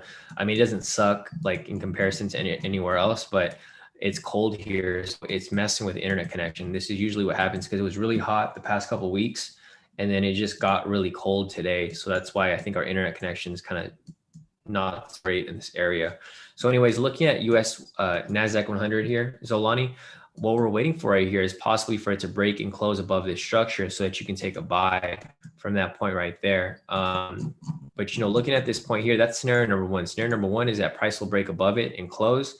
Then you can take that buy. Scenario number two, that price can possibly reject off this point and then drop from here, right? There's two different scenarios that can play out, but you would want to wait for price to either. So these are the main areas that you want to look out for, Zolani. You want to look for price to break and close above here, which is going to be at 13,670.8, or for price to break and close below here so that you can take a sell, right? So those are the two main areas that you want to look out for. This area right here is going to be 13,525. Like I mentioned over here again, this is going to be 13,671. So if price closes above there, you could take that buy. Vice versa, if price closes below here, you can take that sell. I think we're looking for a buy. We just, there's really no, there's nothing for us to really focus on right now, because if anything, price might just range within this area. So what could happen is price can just bounce from here to here to here to, wherever really. But other than that, I don't necessarily see anything happen. This is going to be your main area to look out for, above here or below here, before you take that buy or a sell. Let's see. Short Scene said, why US dollar is dropping so much? Is there any fundamental? So the main thing that I can think of, Short Scene, I don't know exactly, but the main thing I can think of is because he's been having a lot of announcements, like President Biden, I'm sure you're aware. He's been having a lot of announcements where he's indicating his plan, his infrastructure plan for the stimulus, right? So the thing is, they gave out stimulus last month. But the problem is, where is that money going to come from, right? So like, if they're going to keep printing US dollars, the US dollar is just going to keep getting weaker and weaker. So that's why I could see it continue to drop even further. But that's the main thing that I know of. I'm not really much of a fundamental trader. I don't have a finance background